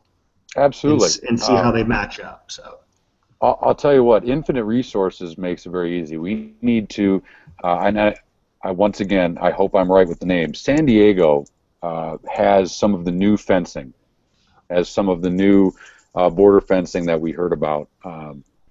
It actually is a double fence, no man's land, and it has done so well that it has pushed a lot of the cartel and illegal immigration elsewhere. So first and foremost, we got to get a good fence up.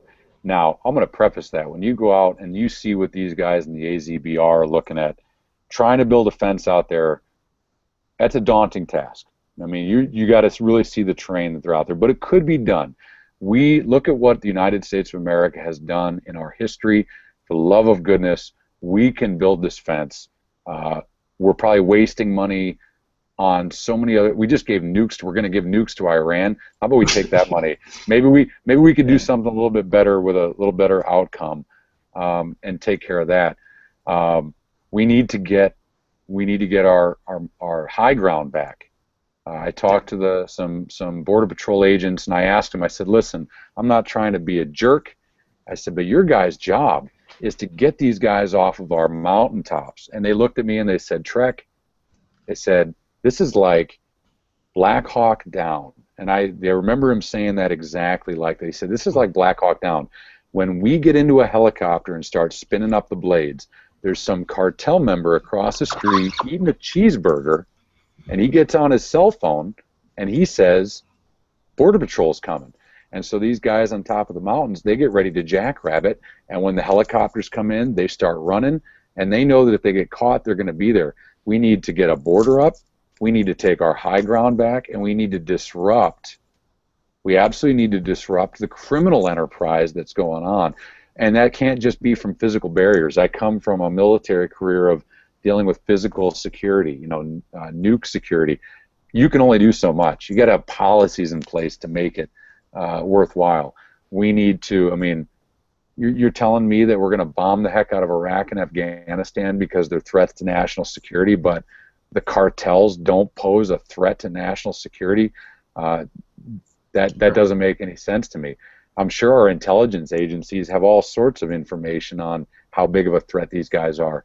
Let's take a lesson from Clear and Present Danger, for God's sakes.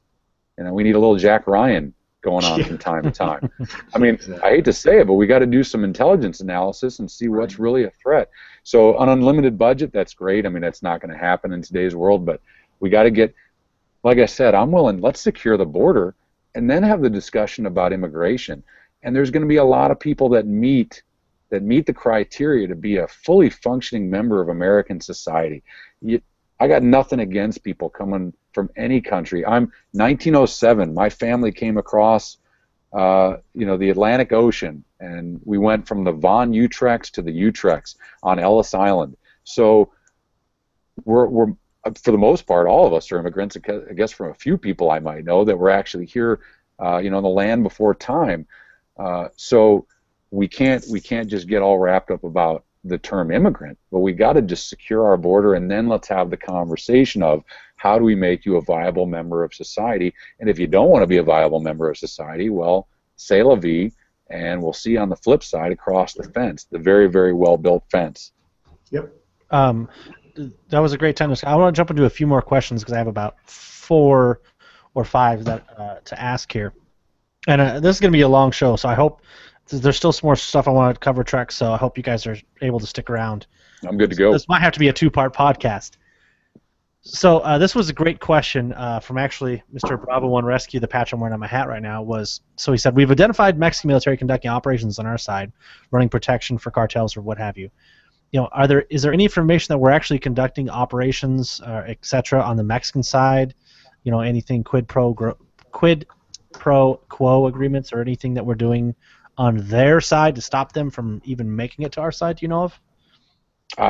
I am the wrong guy to ask. I gave up my staff sergeant title a long time ago. I don't have my top secret clearance has expired.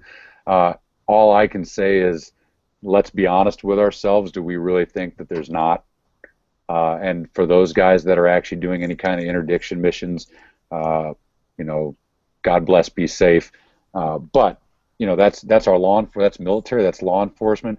There are guys I met in Phoenix that are law enforcement that are doing cartel drug interdiction in Phoenix. And if you are wondering why I'm so amazed, take a look at your map and see where the border is and see where Phoenix, Arizona is. These guys should not have to be dealing with cartel drug interdiction in Phoenix, effing Arizona, but they are. So to all those, I'm sure there are joint programs going on all over the place. I'm just spitballing because it only makes sense. Thank you for doing what you're doing and keep it up, but we need more. We got to let you guys take the gloves off. We got to let you do what you do. Yeah. Okay, so this was a great comment from Mr. Brennan Maloney out there. He says, "You would think as a country we'd have some kind of group or agency whose main purpose was to protect our borders and maybe ensure fair trade between the states." Well, I would love to answer that question. The U.S. Border Patrol. It is these guys and gals. They're working it. When you get to meet them, I haven't met a greater group of people in a long time. When I was on my initial trip down, you mentioned Brian Terry, and you can feel the tear between what they feel and knowing how they feel with their hands tied behind their back. So those men and women on the ground, they are doing the best that they can based on the policies and procedures they're being handed. And I'm going to throw this out there. I won't name the Border Patrol agent, but when I was down there doing my reporting, I met this Border Patrol agent in the field, and he was shaking his head. We were having a conversation, Naylor and I and this Border Patrol agent out on the border, right there in U.S. Mexico. And this guy, what a great dude, and he's sitting out there, and he's going to be by himself for hours. And he's telling us how he just came from his morning meeting, and they're telling him that he cannot tase an illegal alien unless he can catch them. What? Say that again. So he cannot use his taser. Basically, a taser is designed to use against assaultive force or noncompliance at a law enforcement level. He cannot use a taser on an illegal unless he can catch them or guarantee they land on something soft. Como que? What? I have this on audio. I've heard this firsthand. I can say this with absolute confidence. And he's shaking his head. And this individual was Hispanic American, Mexican American, whatever you want to call it. He was fluently Spanish speaking, member of our U.S. Border Patrol. If you want to try to call him racist or anything else, go for it, because he would laugh at you. Here's a member of our U.S. Border Patrol who knows the score, who just wants to do his job, and now if someone is trying to use assaultive force against him, he's got to make sure the guy doesn't land on a cactus. And he's by himself for 8 to 12 hours a day, in the middle of nowhere, sitting in a bright white with a green striped vehicle, and a bunch of guys that would love to kill him if they got the chance. This is what is wrong with our policy. What a great question, and I know where he was trying to go with it. You're right. If we could let the Border Patrol do their job, if we could let Customs and Border Protection do their job, oh man, we got a chance. But right now, it ain't going to happen when you got politicians that are saying, no, you can't tase them if they fall on something hard. You got to let that 398 pounds of drugs go. You got to deport them within 48 hours. There's a beautiful facility, Spartan. Just watch Spartan's reaction right now. There's a beautiful facility I was introduced to that the Border Patrol built, and they call it the $5 million crapper because they built this great holding facility down there, and because it's on a certain Bureau of Land Management land, another U.S. government agency won't let the Border Patrol use it except for as a latrine. So the U.S. taxpayers paid $5 million for this facility, and we can't even use it to do its mission because it's on another bureau's land and they didn't like the idea. Like, this is the silliness that we've got going on, and all the while the cartel are sitting over there going, well, we just want guns, drugs, and money, so we'll do whatever is necessary. Bingo. Here's a question too that wasn't asked, but I think is interesting. Is so we're talking about things being brought into the United States. What about the opposite? Sure. The phrase that I really liked that Naylor and Spartan introduced me to was, where it's low, it's hot. Basically, they're referring to the low ground along our border where it's very, very easy to get across without being noticed. And they have routes that they have, the Border Patrol and law enforcement agencies have identified where there's a lot of southbound traffic. And my question came up of, well, why southbound? And the answer to that question is, you have drugs coming into the United States, and everyone kind of thinks, well, that's the end zone. Well, no, they got to get the money back. So generally, they reserve when illegals are heading southbound, it is generally guessed that they are carrying funds or weapons back into Mexico. And so, yeah, there is definitely two-way traffic. We generally only hear about the northbound traffic. But there's certainly, I mean, if you're going to bring that much drugs in the United States, they got to get it back across somewhere. I mean, I guess if you can walk into Chase Manhattan and make a deposit for cocaine money, that's a different story. But yeah, most of it's just going to go right back to Mexico. Wow. Right. And this is maybe something we should mention too, is so all the guns that were given for the Fast and Furious stuff. Again, if you guys look it up, there's Katie Pavlich wrote a fantastic book on it, and yes. There's so much more to it. Remember too is the Fast and Furious stuff. Not only did those guns kill Brian Terry, but they've also been used in countless other literal mass shootings in Mexico. Oh, they have massacred Mexican nationals, absolutely. And just we have to remember that at the end game was to then hold up these statistics and go, this is why we need to shut down the Second Amendment. Look what's happening. And it all came to light that, oops, it was all intentional, stack it against the Second Amendment and lawful gun owners everywhere. So I'll tell you what, if you're listening to this show and you're like, I really don't care about the AZBR, I don't care about Trek, I don't care about the Brian Terry Foundation. If you're here because you're a gun owner and you don't care about Fast and Furious, you got big problems. You need to care about what that means for you. Let's jump into Fast and Furious. What were the goals? What were the stated goals? But what were I believe it. Can we say really what the goals of Fast and Furious were? I mean, basically it was to inflate. Again, I hate this gun crime. For the most part, isn't that what we've pretty much found out? Well, that's what we find out. They're always going to have a official goal. The official goal of all these programs was to be able to track that evidence through the use of serial numbers, and basically gather evidence based on those weapons. And they tried it with RFID chips in the guns and all sorts of different things. But the end result was crime finds a way. Crime does awful things, and it backfired on what their end goal was. Yeah, and we're seeing, whether it's Fast and Furious. Fast and Furious was an actual legitimate operation that they had that was bad to begin with, but okay, so we don't have a cool name for it. How about just Operation Our Freaking Border is Open and Unsecure? I mean, that we don't have a cool name for it. I think that's too long. It doesn't make a good patch, right? You can't put that on a patch with a hashtag. That is true.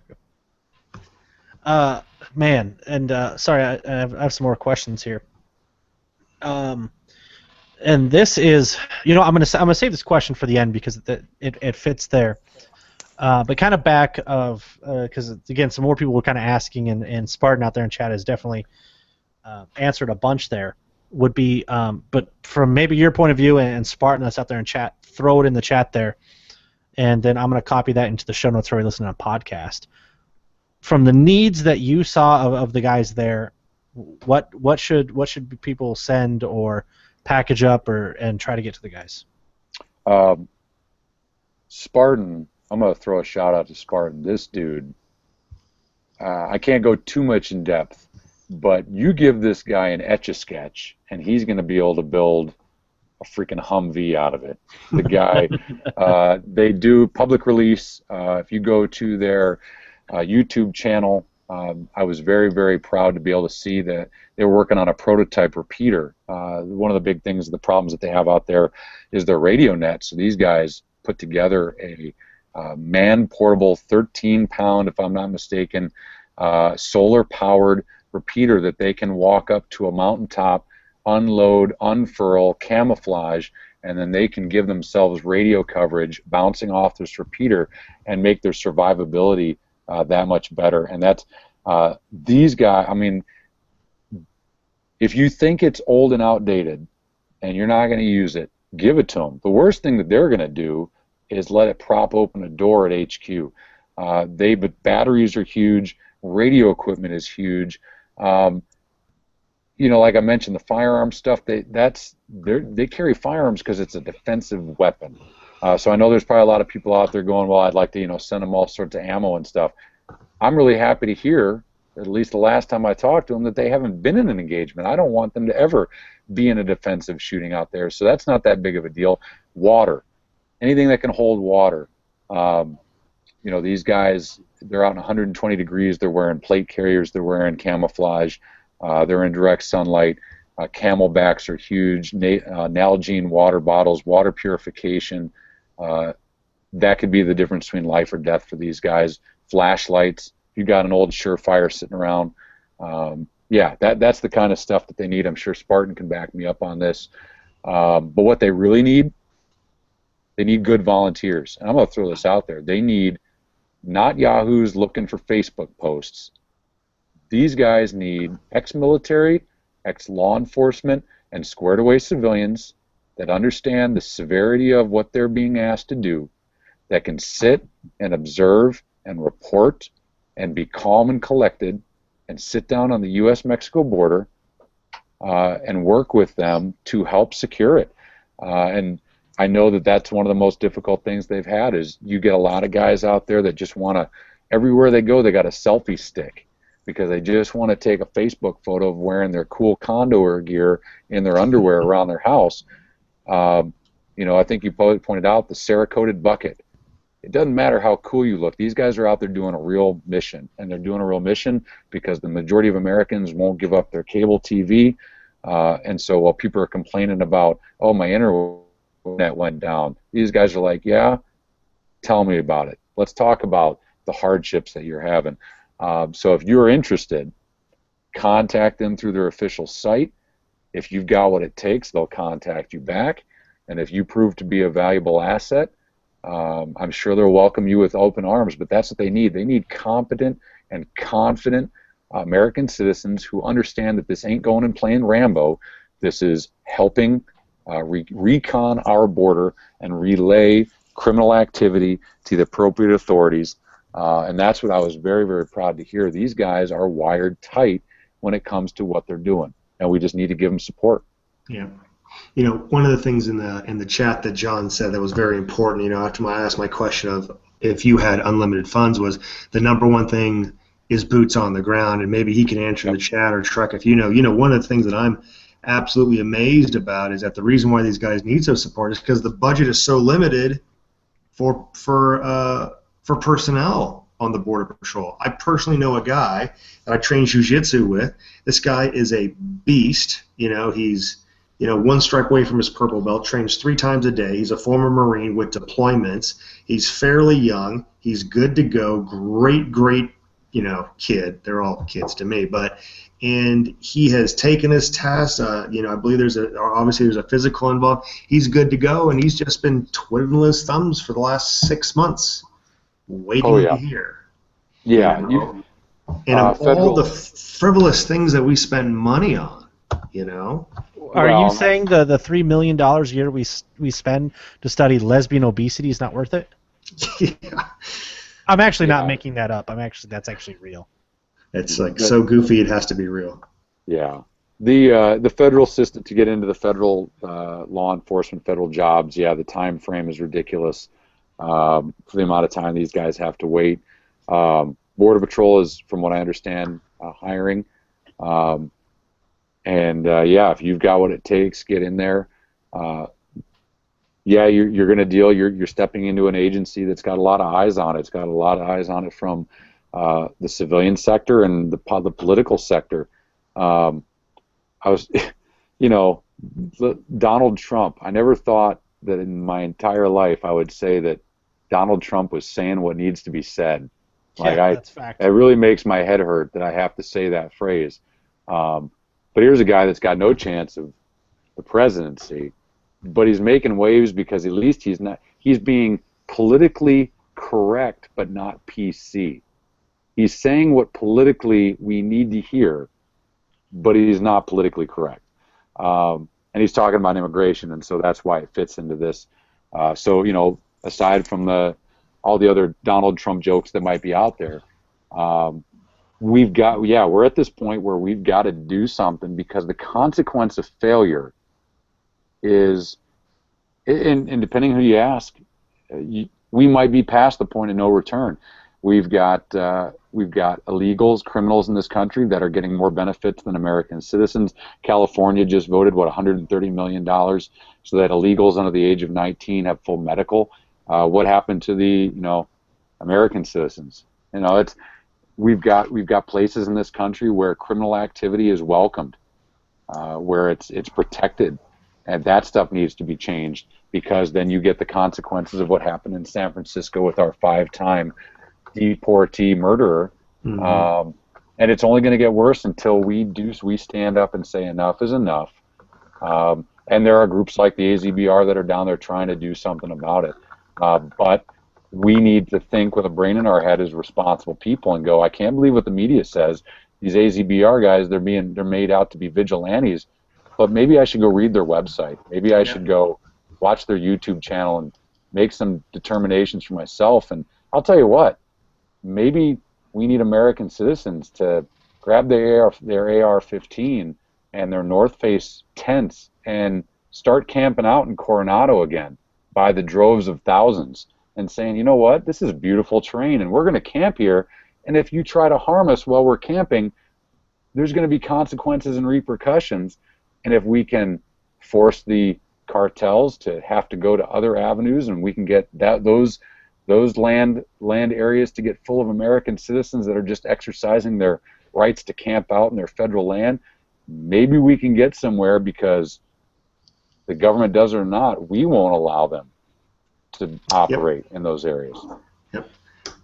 There was another comment. I can't remember who it was, but they said, as a northerner, this is just kind of too much to swallow, or something to that effect. To put it into like a non-graphic, well, I guess it is graphic, but a non-threatening way, the U.S. government even knows it's an issue, because if you go along I-10, every few miles there is a yellow yield sign looking sign, and it is a silhouette of an adult male, an adult female, and a small child running across the highway. And it has become such an issue of illegal aliens coming over and getting hit by cars. Our own government says, hey, be careful, because there's enough of an occurrence here that you could hit people trying to come into the country. Yeah, there's signs in Coronado National Forest about warning there's all sorts of illegal activity going on here. If you go down I-10, Scott, you probably remember the Border Patrol checkpoints I went through. Yep. My favorite memory from my bike trip down, I'm on a Trek bicycle. I went through a Border Patrol checkpoint, and this poor dude, I love him. I wanted to high five him. He must have been standing there for 8 hours, and he said, I pull up on my bike, and he goes, everybody in the vehicle, U.S. citizen? And I just look back behind me, and I'm like, I think we're all good. So yeah, I mean, it's to the point that we have to have Border Patrol checkpoints on our own highways because there's that much criminal activity going on. So yeah, it ain't gonna just, that stuff is, those are Band-Aids on a far bigger wound that we've got to take care of. The same person who put that comment in there, Scott, was he put in something that this really hit home to me. He's like, what is being talked about on the show right now is like me hearing on the news what's going on in the Middle East. And I thought that was a great way to put it. Sure, and as a northerner, who just recently moved from near Detroit. I'll talk to this person in confidence. I talked to Border Patrol that work up here. Most people don't know that Detroit, a lot of Michigan, the Great Lakes, along the entire northern border, there's Border Patrol. We just don't hear about it because the problem is not as severe.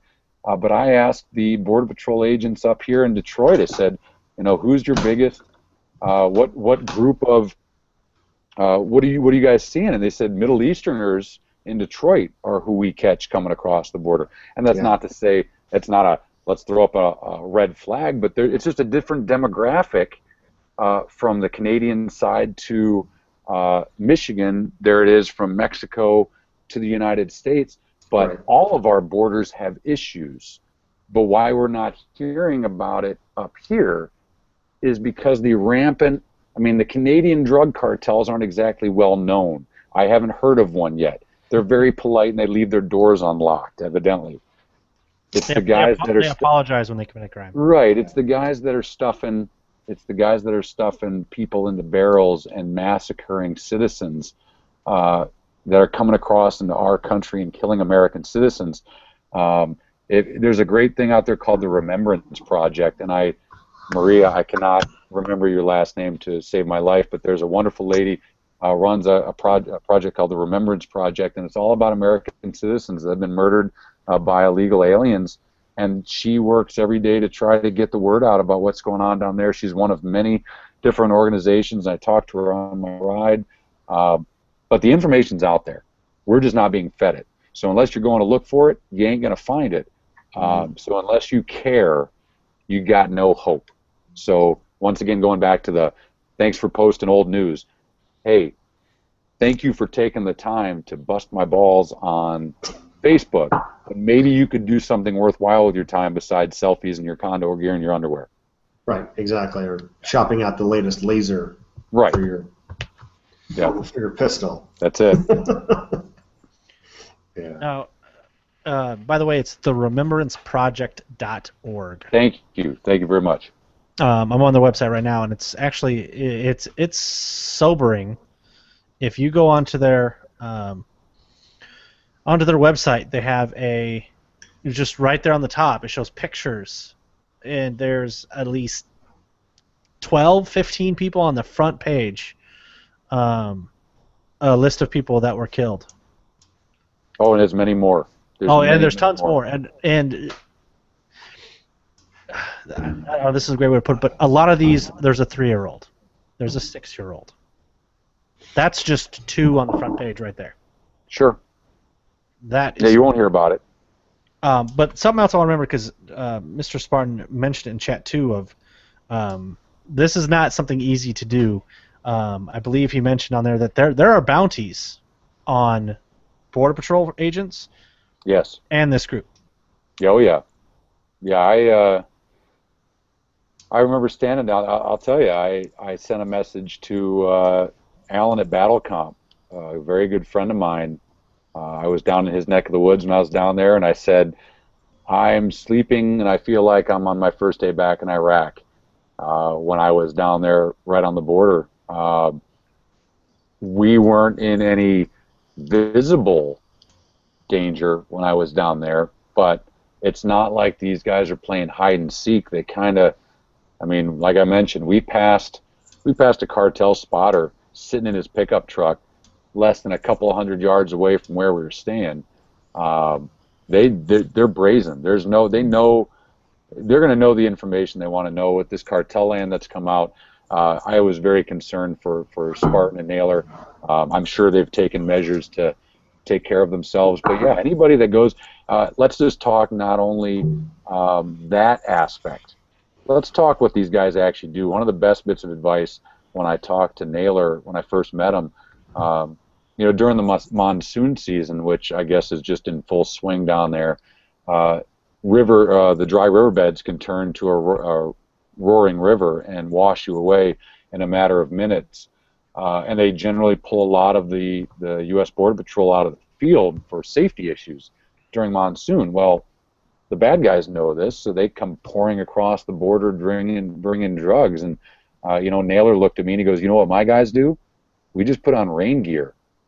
And that was his response. Like, they stay out there when the weather gets bad, and so when you volunteer, if you take that that step to be a volunteer, and these guys don't take it lightly, you're not staying in the Hilton. You're going to be staying in the field. You're going to be staying in 100 to 120 degree temperatures. You're going to be staying out in the middle of nowhere. You're going to be staying miles and miles and miles from the nearest medical help. You're going to be eating only what you can carry in. But that's the way that it is, and these guys know it. And I'll tell you what, they don't miss a beat. They still do it every single day, so my hat's off to them. For sure.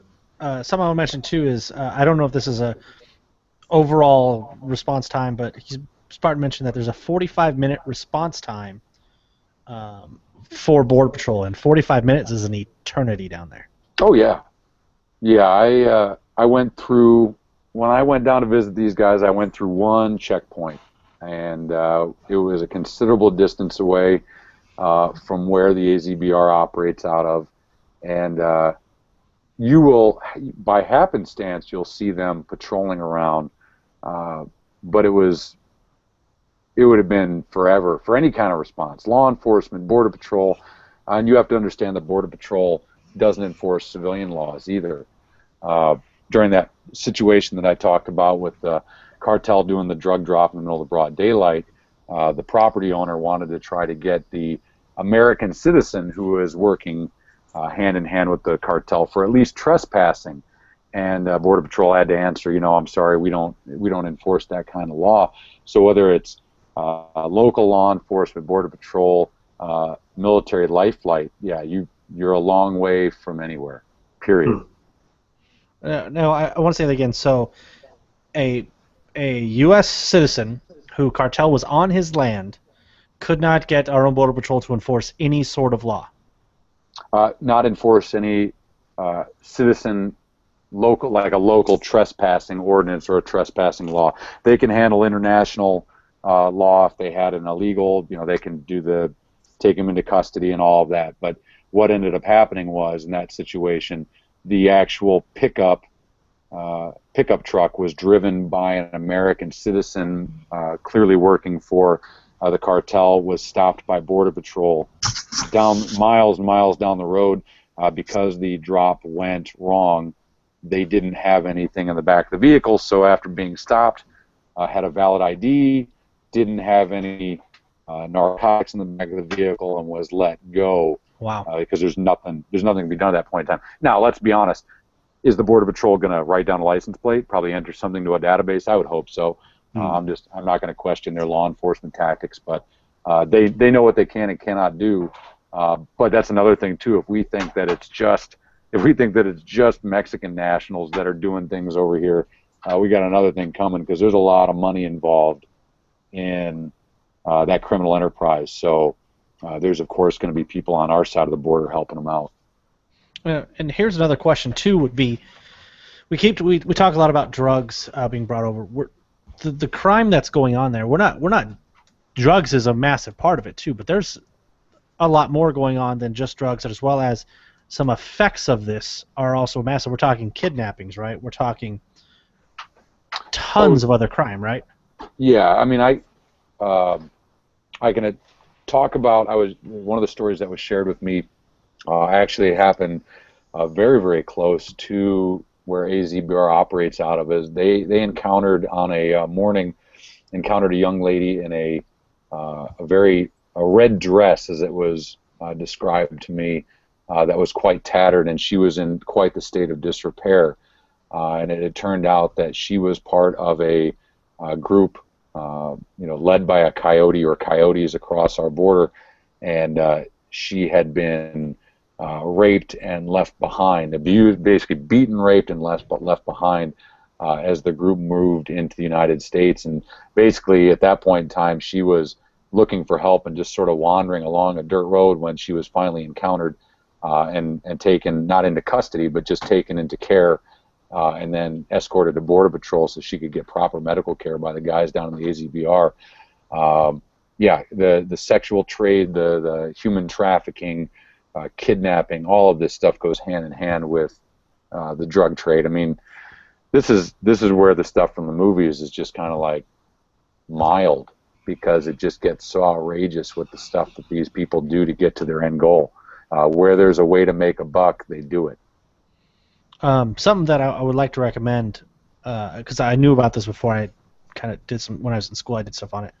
Go to Google image searches and just search rape tree, and that is all the pictures. Are you familiar with what those are, Trek or Scott? I'm not. I'm no. All right, so if you go Google rape tree image search, it's nothing. It's not graphic or anything. Basically, what they do for all of the coyotes they use to bring people over, if one of them, multiple, if there's women in the group, basically what happens is there'll be panties put up, and that's where the sexual assaults happen. So if you have a woman that you run into the rape tree, that is when the sexual assault does happen, and then they add a panty to the tree to, I guess, trophy or commemoratize the event. Jesus. We're talking trees with a lot on there. Sure. A lot. Well, one of the common tactics I was informed about is the coyotes will grab a group of Mexican nationals trying to come across the border, and they'll pay their fee. And what they'll do is, and you really need to see the terrain, and that's where the guys in the AZBR, they blew my mind with just the information that they had. You talk about home court advantage. I'm a northerner. I'm used to the Michigan woods, and I love the desert, but I've only been a tourist, and so they really know their terrain, and they know how unforgiving it is. And when you see on the map where we were at, and see that there's nothing around, and what these coyotes will do is they'll get them miles and miles into the United States, and 40 miles from anything in the middle of the desert, and they'll turn around and just say, well, we got you this far and your money made it this far, but now you're going to need to pay us this much money to go any further. And if they don't have the money, they just up and leave, and they leave these groups. I've talked to Border Patrol agents when I came in on my original trip into Douglas, and they were saying, this is Skeleton Canyon over here.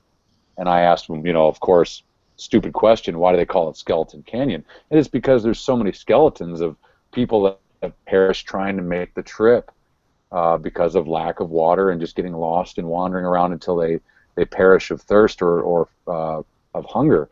And that happens all the time. So yeah, the residual crimes from the cartel drug trade are just massive, and they're very diverse. I mean, if they can find a way to make money anyway, they're going to. Right. Yeah. And that's what I always kind of think of. I mean,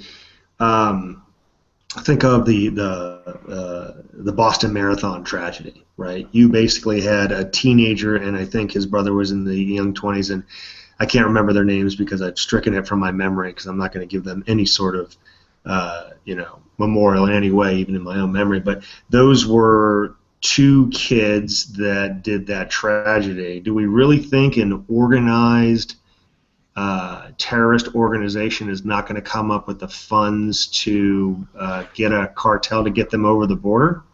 And there's a lot more people than two coming over.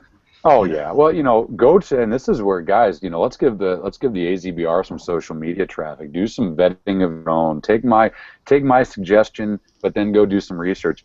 They've got some unclassified public release stuff they've got some game trail cameras that they've put up, and these are not Mexican nationals coming across our border. And if we believe for an instant that ISIS is not in this country, I mean, come on. Really? You have an organization that has been doing it live for months now, and we've got a country that loves to just do exercise. Come on. We know they're here. So go take a look at their webcam, their game camera footage that they have of the people that they've got coming across the border, and make the decision for yourself that you're absolutely right. These were amateurs at the Boston bombing. We got to do something because we've got hardened criminals that lost the modesty of not committing crime against human beings years ago in our country. Mm-hmm. Who shoots a young woman walking with her dad? For no reason. For what? For a piece of property. These are the types of people we've got to do something about it. here, so I'm on their website right now. They have a fantastic website. But here's something I want to point out here, and they have an end of watch on their thing, and maybe something we need to discuss here is we're not talking about just Brian Terry, while it's absolutely important of what happened with him. Since Brian Terry, we're talking 4 more have died in the line of duty. Right. 4 more. On their page, we're talking 3, 6, 9, 12, 15, 18, 21 are listed. Now that goes back a ways, but that needs to be remembered too. There are many people putting their lives on the line here, and again, it's been since 2001. We're talking 2, 5, 8, 11. Yeah, I've got some great photos of my time down with Spartan and Naylor, and I'm going to be writing an article very, very soon for all to read about it. And one of the photos I have in there, the house that they have done so much work to try to make a livable space so they have a place to lay their heads at the end of the night, they have their wall of honor essentially, and it's got a picture of Agent Nick Ivey and Brian Terry and others that have given their life, and there's one picture frame that's empty, and it is to remind anyone that comes into that house that it could be anybody at any time, because that border is not secure. And there are some that might take that as morbid, but these guys are realists. We have to understand these 2 guys, these are patriots. These are U.S. military veterans. These guys, they know exactly what they're doing, and they understand the score, and that's exactly it. They know why they're doing what they're doing. It's because the guys that have given their life, and they're trying, and it ain't going to happen until everybody gets involved. It's not going to stop it. They're trying to make sure that no one ever fills that picture frame again, and I wish them the best. I certainly do. And I actually need to do a correction there. Spartan just corrected me in chat. That the end of watch, that is only Tucson. Right. Oh, yeah. That's only the Tucson sector. That is only Tucson. And another thing I want to mention on the website, so they have a fantastic map that basically they put in of where incidents occurred, and you can filter them. And yeah, we're talking hundreds of miles away from the border. Oh, yeah. Stuff happens. Oh, go ahead.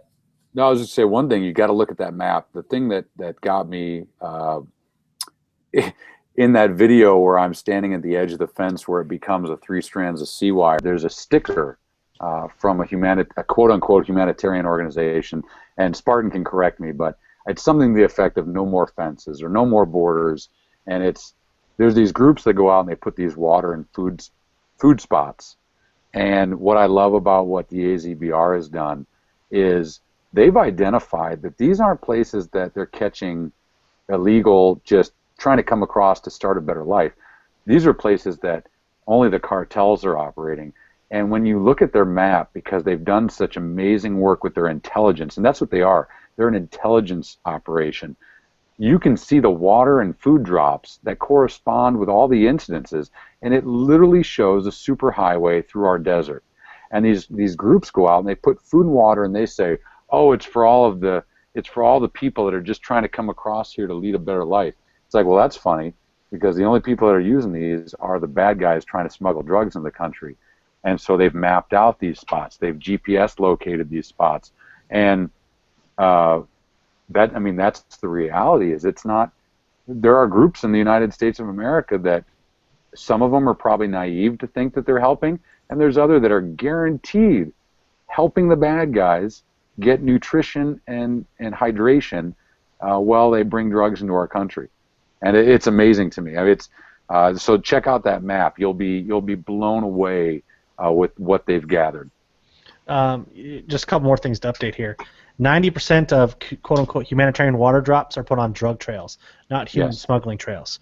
Here's the most, and Spartan, let me know, there's 6 months of information that still needs to be put into this map. The most recent one has agents apprehended a group of packers, each carrying double bundles, so approximately 50 pounds each of dope. they caught 22. That is Yes. 1,100 pounds of drugs. Oh yeah, yeah. These guys, the guys that they're encountering, some of them get hopped up on drugs, and some of them quit. I guess their last operation came across. They call them quitters, basically guys that they went 20 miles out of 50 miles or whatever, and basically have just start meandering around the desert because they don't want to go any further. Yeah, they encounter all sorts, and 6 months of intel doesn't strike me as odd because the amount of intel that they get is huge, and I know that Naylor and Spartan have their work cut out for them. They're doing a lot of different hats. So yeah, I always look forward to seeing what their next updates are, but that doesn't surprise me in the least bit.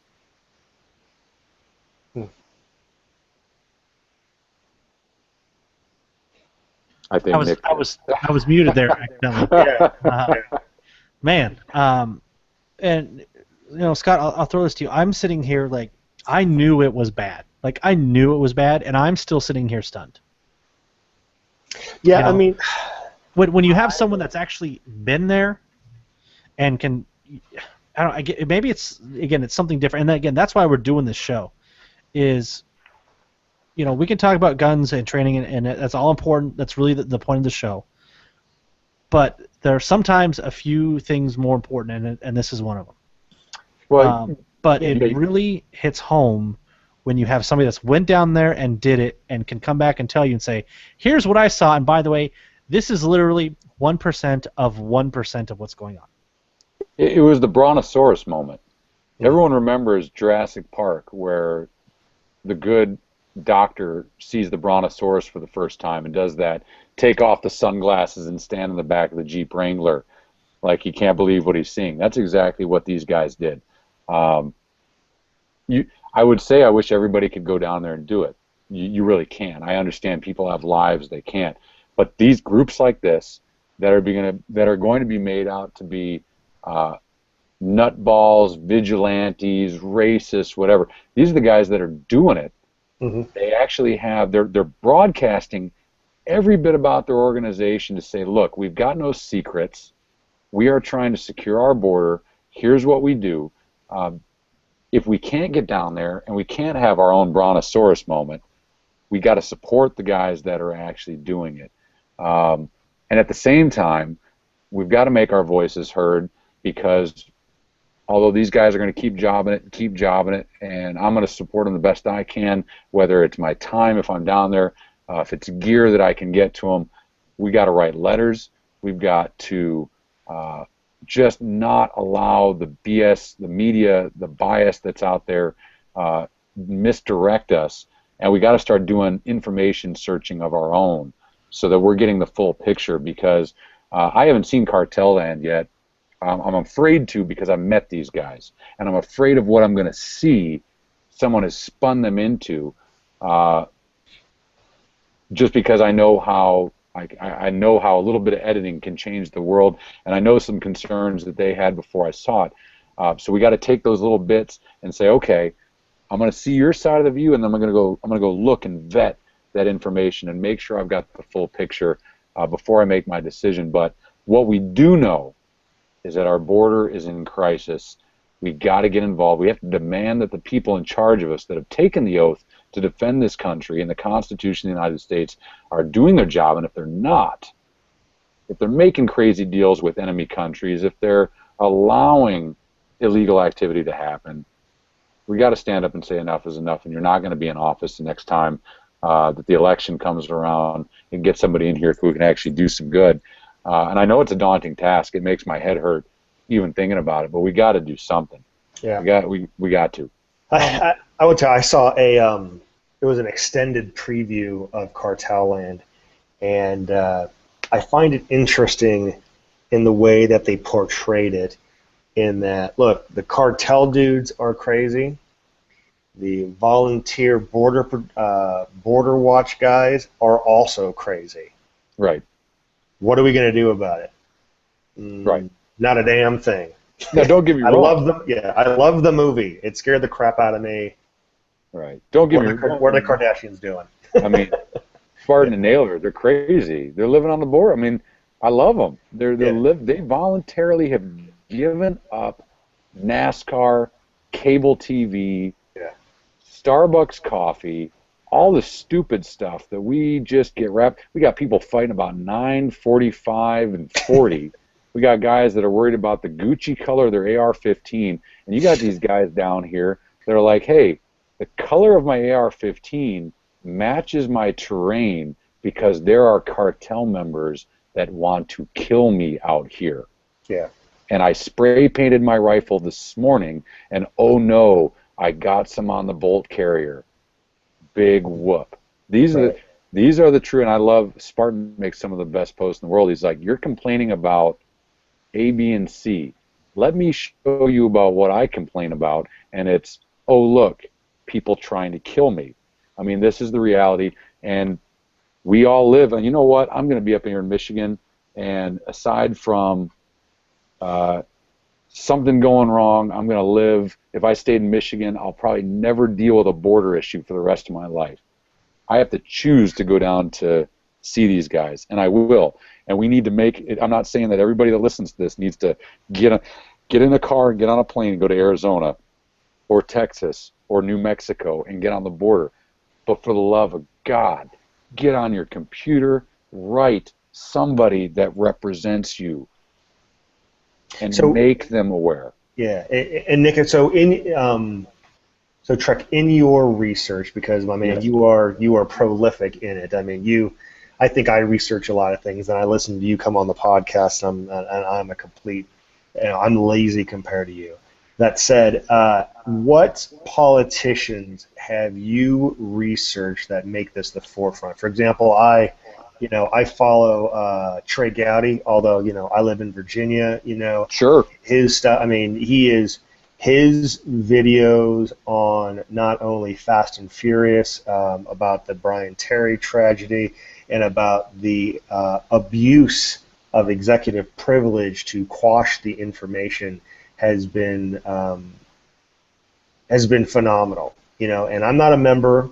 I'm not a resident of South Carolina, but if I can support this dude, I'm supporting this guy. You are in Michigan, talking about an American problem, but again, it is 7 states down from you. Is that what you see? You had to cross 7 state borders to get to? Yeah, 9. I went through 9 states. 9 states. Okay. Feels like 12 going through Oklahoma. Yeah, Kansas is about 15 by itself. Right, just flat corn.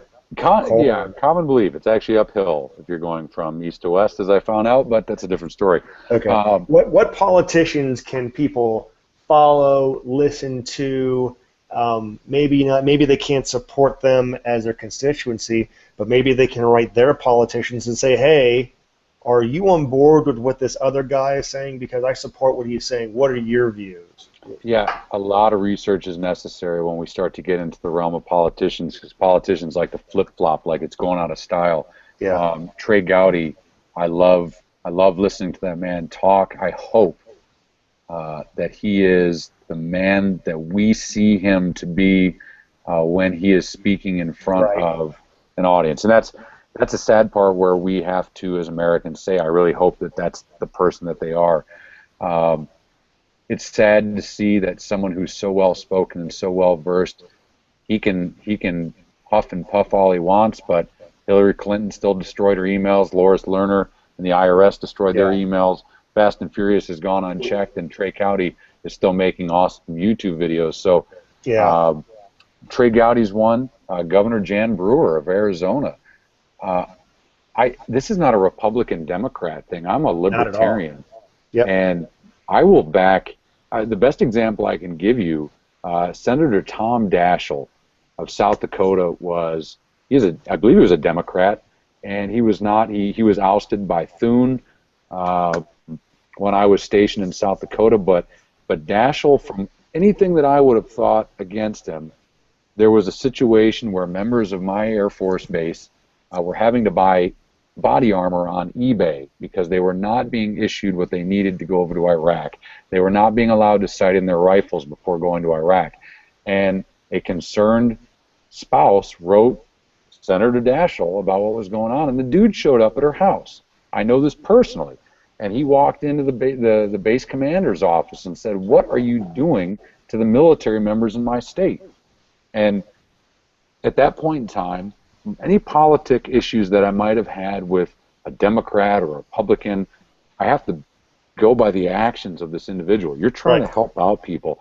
So the challenge is we've got to see what they're doing, first of all, and then we have to see, are they playing a game?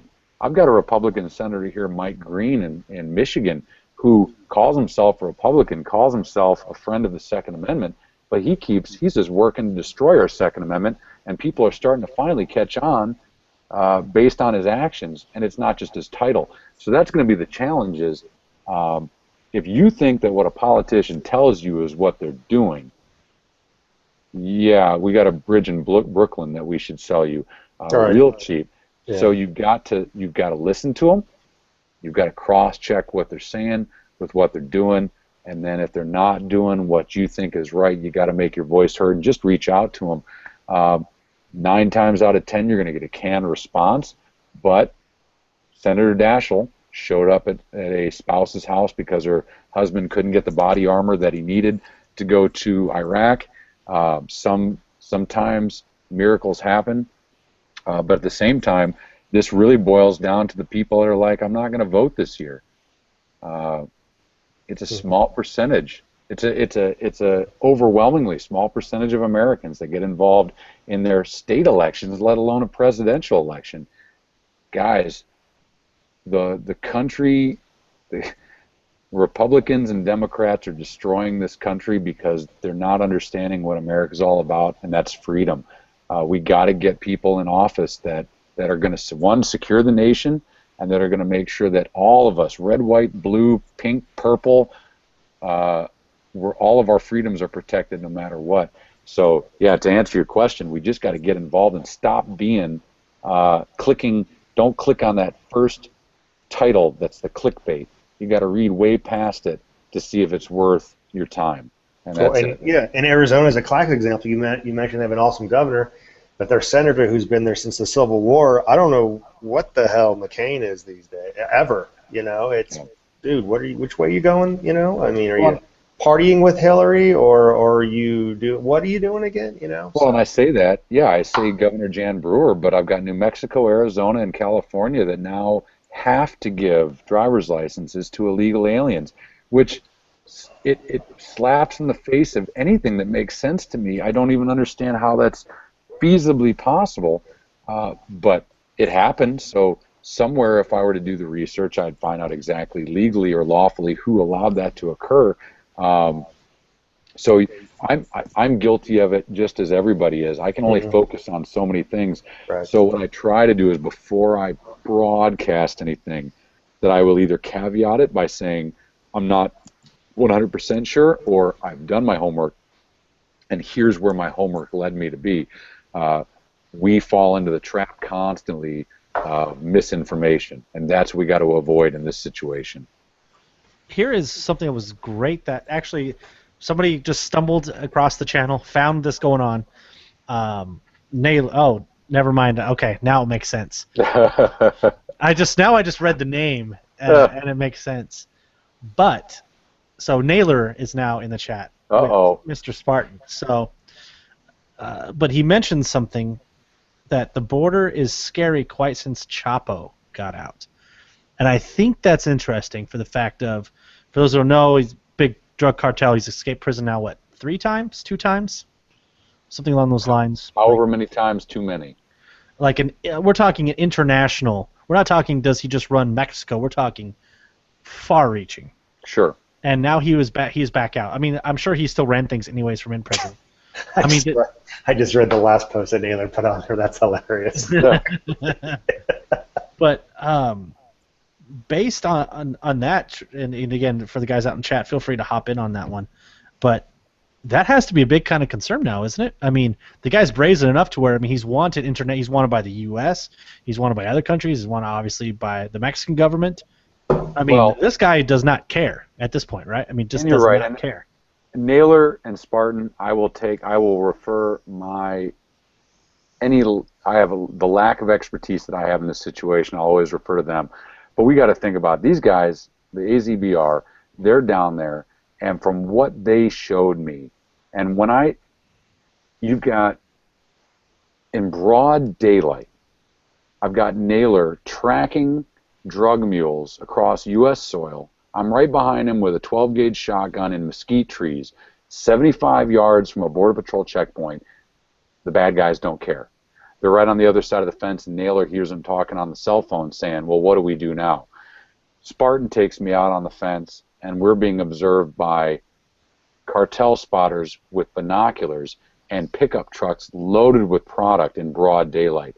So when we say, yeah, they're wanted by Mexican authorities, where the cartel operates, it ain't exactly law enforcement territory on their side. Now, he sets foot in the United States, okay, he might be fair game. He sets foot in another country, yeah, he might be fair game. If he's in Mexico, he's in his own country. He's in his own territory. The places I'm guessing that these guys are going to operate, the area that I was in, once you get across that border, you're in cartel. I mean, that name of that movie, Cartel Land, you can't get a better name for it. These guys live in cartel land. They just happen to be in the United States of America. So when you get over into Mexico, you are in cartel land. I mean, real deal. That's their territory. You're going to end up in a barrel if they don't like you like the snap of a finger. So I can see it. If this guy's in Mexico and he's now on the run and he's out of the prison, first of all, as you mentioned, he was probably running things in prison. Yeah.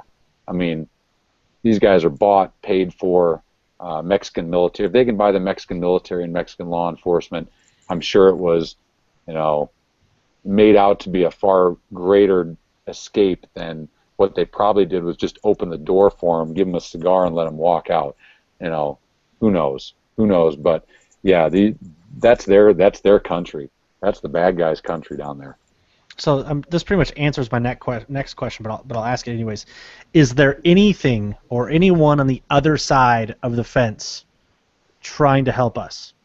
Oh yeah. Now this is where if you get into cartel land, where the documentary, it was good that they covered it. You've got I believe, and correct me if I'm wrong, Spartan and Naylor, Dr. Morales. That's their counterpart on the Mexican side, and you've got a Mexican citizen and citizens that have had it. They literally have absolutely had it with what's going on with the cartel violence. And whereas Spartan and Naylor, as we've had lengthy discussions, we as American citizens are required to abide by constitutional use of force. So when they encounter bad guys out in the middle of nowhere, they have to make sure that they are not kidnapping these individuals. They're not violating any use of force guidelines that could get them in hot water. That's why they offer them food, water, and medical aid. Their weapons are only for defensive uses. But if you go over to the Mexican side of the house, the Mexican quote-unquote vigilantes that are doing exactly what our guys are doing here, they are taking it to the streets. They are open street gunfights, capturing, kidnapping cartel members, and they're mopping the streets with them the best that they can. So there's hope. There's Mexican citizens that they've had it, and I don't blame them. And they're not restricted because, once again, the law enforcement military over there is non-existent. So they're doing what they can to protect their neighborhood, and we, once again, being law-abiding American citizens, we have our hands tied behind our back, but there's guys over there that they're doing what they got to do, and they're in a completely different country, so, more power to them, and hope it works out well for them. Wow. Well, I don't know. I'm still... I want to say I'm feeling devastated right now. I had that feeling, too. I know what you're feeling. Mm-hmm. It's just like, why won't anyone in our country do anything? I mean, I'm talking government-wise, Like, at this point, what's the point of even having Border Patrol? Just like most things, the appearance of is huge. Look at the TSA color codes of safety. The No, I mean, Sierra, I mean, look at the movie The Village. You know, M. Night Shyamalan's The Village. Mhm. Everyone was scared of red. So they put out the color codes. It's the appearance of. You go to TSA, they take, you know, Trek gets into a fight with TSA because they try to take my X300 Ultra because they say it could be mounted to a weapon. But at the same time, while they're trying to confiscate my flashlight, they don't know the first thing about a dismantled explosive device. But it's the appearance of when I go through or we go through. And so, and that's the worst part. I have met men and women in the U.S. Border Patrol. I've got friends that served with me in the United States Air Force that are currently Border Patrol. I've got friends on speed dial that are currently Border Patrol, both supervisory and just patrol agents, and they're trying. They are trying. They're frustrated, but just like any job, ask any law enforcement officer, there's policies and procedures that they don't agree with. But these guys know the score. Look at what's happening in Baltimore. You got the cops that aren't doing their job. Why? Because they've gotten to the point where they're afraid to do their job. They'd rather not do their job so they don't get in trouble than to do their job and actually get in trouble. We're one step away from these guys that are out sitting on that border. And there's a moment that I was with Naylor where we came over the top of a hill and there was a lone Border Patrol vehicle. And the guy was on foot, and Naylor was telling me that he's out in, I cannot remember the name, the terrain, but this guy's out by himself chasing a bunch of drug mules down, and he was basically saying how that guy in that vehicle must be new. He's either new or he's a combat or military veteran because he cares. He goes, so many of those guys, it's not because they're bad people, they've given up, because they know that every single time they try to do something right, they get shut down. And that's the problem, is we're so close to having a bunch of guys that their hands are so tied that they're just going to sit in their vehicle all day. They're not going to get proactive, and because they know, you know, I've got friends that have worked in corrections, and the warden is looking at the corrections officers more than they're looking at the prisoners.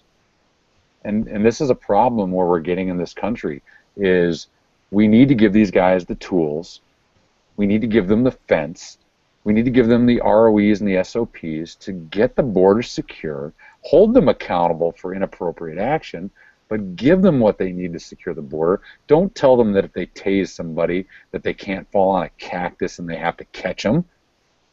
Tell them, hey, if you've got to use defense against assault of force, you hit that guy, and as soon as he's done assaulting you, transition to a lower level of force, take him into custody, get him medical care, and we'll process them and make sure that they're held criminally accountable. We're not doing that. We are making the bad guys out to be the victims, and we're making the good guys out to be the assailants. And we can only do this for so long.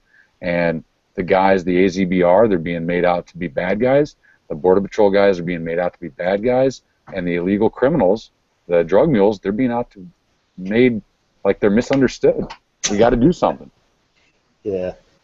And then, Nick, you and I talked about this before. I just kind of want to say one thing is, you know, again, as the token minority on the panel tonight, you know, a lot of, you know, Americans, and that's what you are Americans who have immigrant ancestry, you know, such as I do. You know, I was actually born on, you know, an army base in Korea, so I guess technically I'm first generation, even though my dad was an American, you know.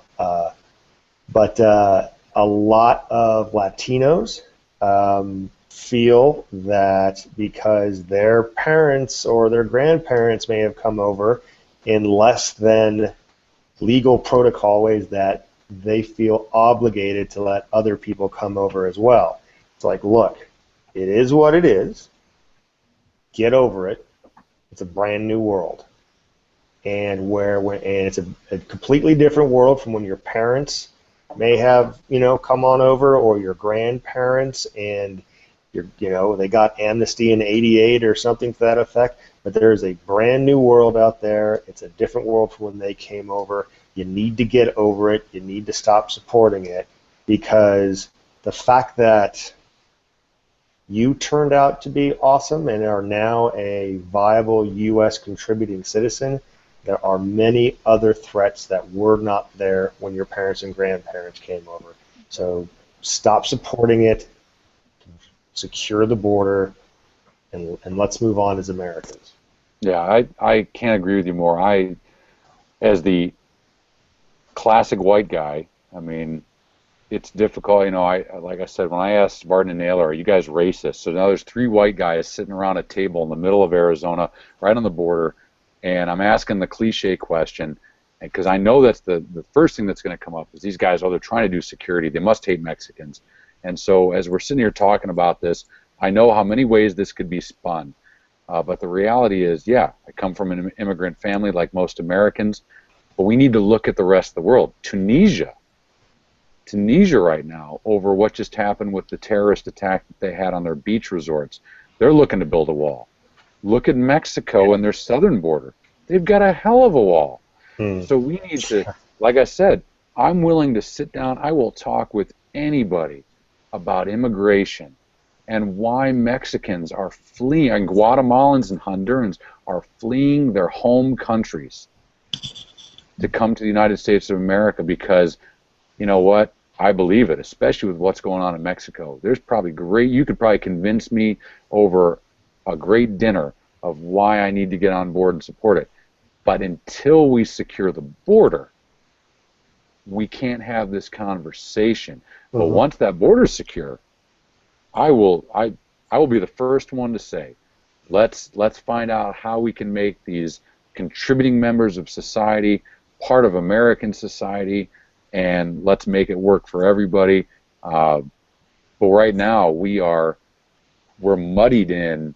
We've got so much crime coming across. We've got policies in the country that are not helping out Americans. They're helping out illegals. We've got cities that are making crime pay, like San Francisco. We got to stop all that before we can have a rational conversation about it. Yeah. Well, guys, I'm going to wrap it up here. For anybody else on YouTube, if you got any last questions, please throw them in there. I did want to make note that Spartan and Naylor did update when I asked about what's going on the other side. They did say that everything's quiet over there, nothing moving. POE is dead. The doctor is in prison. Doctor is in prison for the past year. And then they basically kind of tied, well, man, that might be related to the El Chapo guy getting out. Thought it was kind of interesting. Mm-hmm. But is there anything that I missed, Trek, that you want to make sure to cover? If so, get that in now. Then, Scott, if you have any questions, throw them in there too. Nothing I can think of, brother. There's so much information. Like I said, this is the tip of the iceberg for me. I'm going to be on Lock and Load Radio tomorrow with Bill Frady to talk about this, to see what questions he might have about it. I am not done with my good friends Spartan and Naylor. They're going to see me again. I plan on dedicating a lot of time to this. Not done with the Brian Terry Foundation, because that mission is very, very important as well. This is going to be an ongoing thing, and until someone, some group, or all of us step up and get it taken care of, we got a lot of work to do. But the best thing that I can say as we wrap this show up is, if you find yourself a bit intrigued, if you think I'm full of crap, if you think that I'm telling 100% the truth, don't take it as gospel.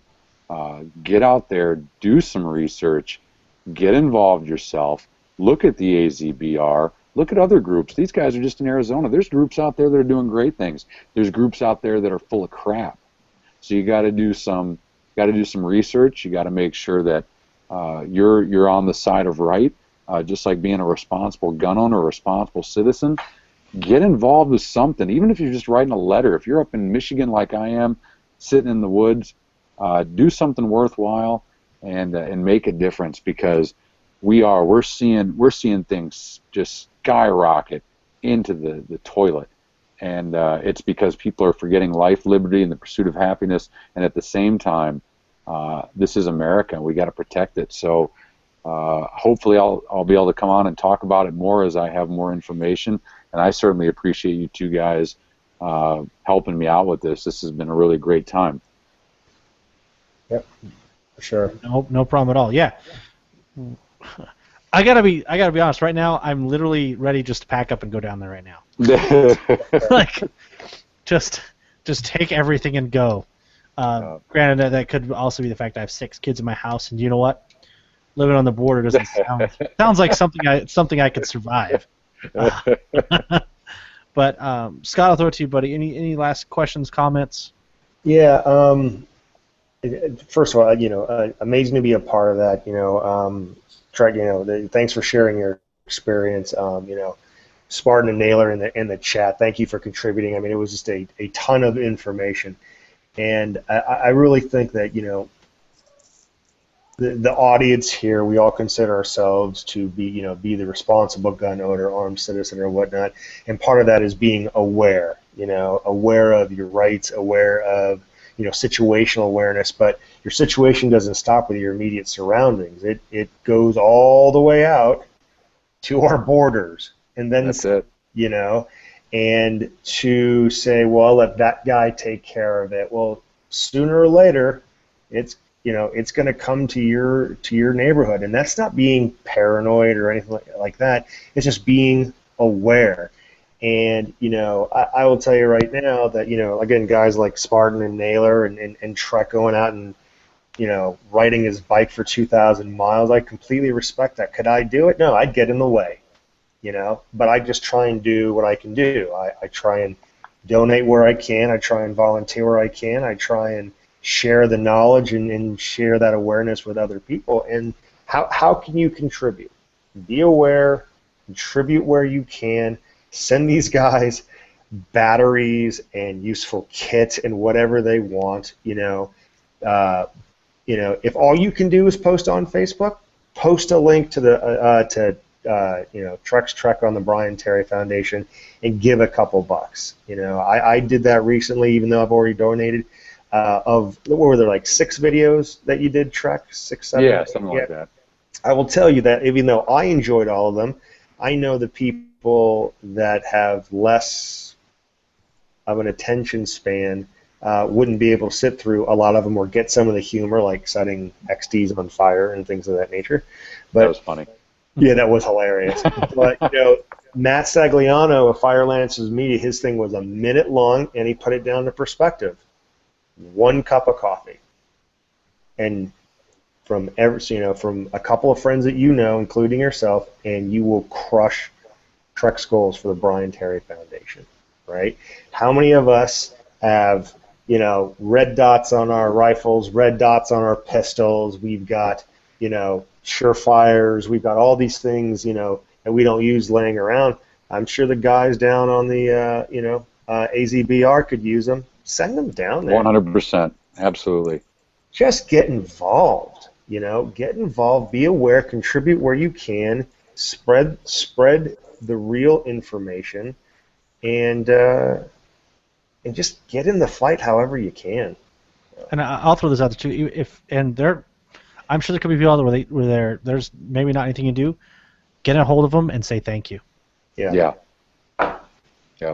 That would be it. I mean, just off subscribers off of YouTube. If every subscriber gave $10, we could fulfill Trek's promise of $100,000.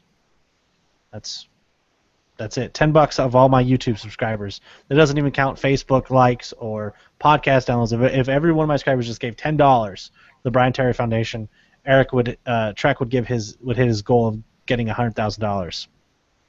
So I've donated before, and I will donate again.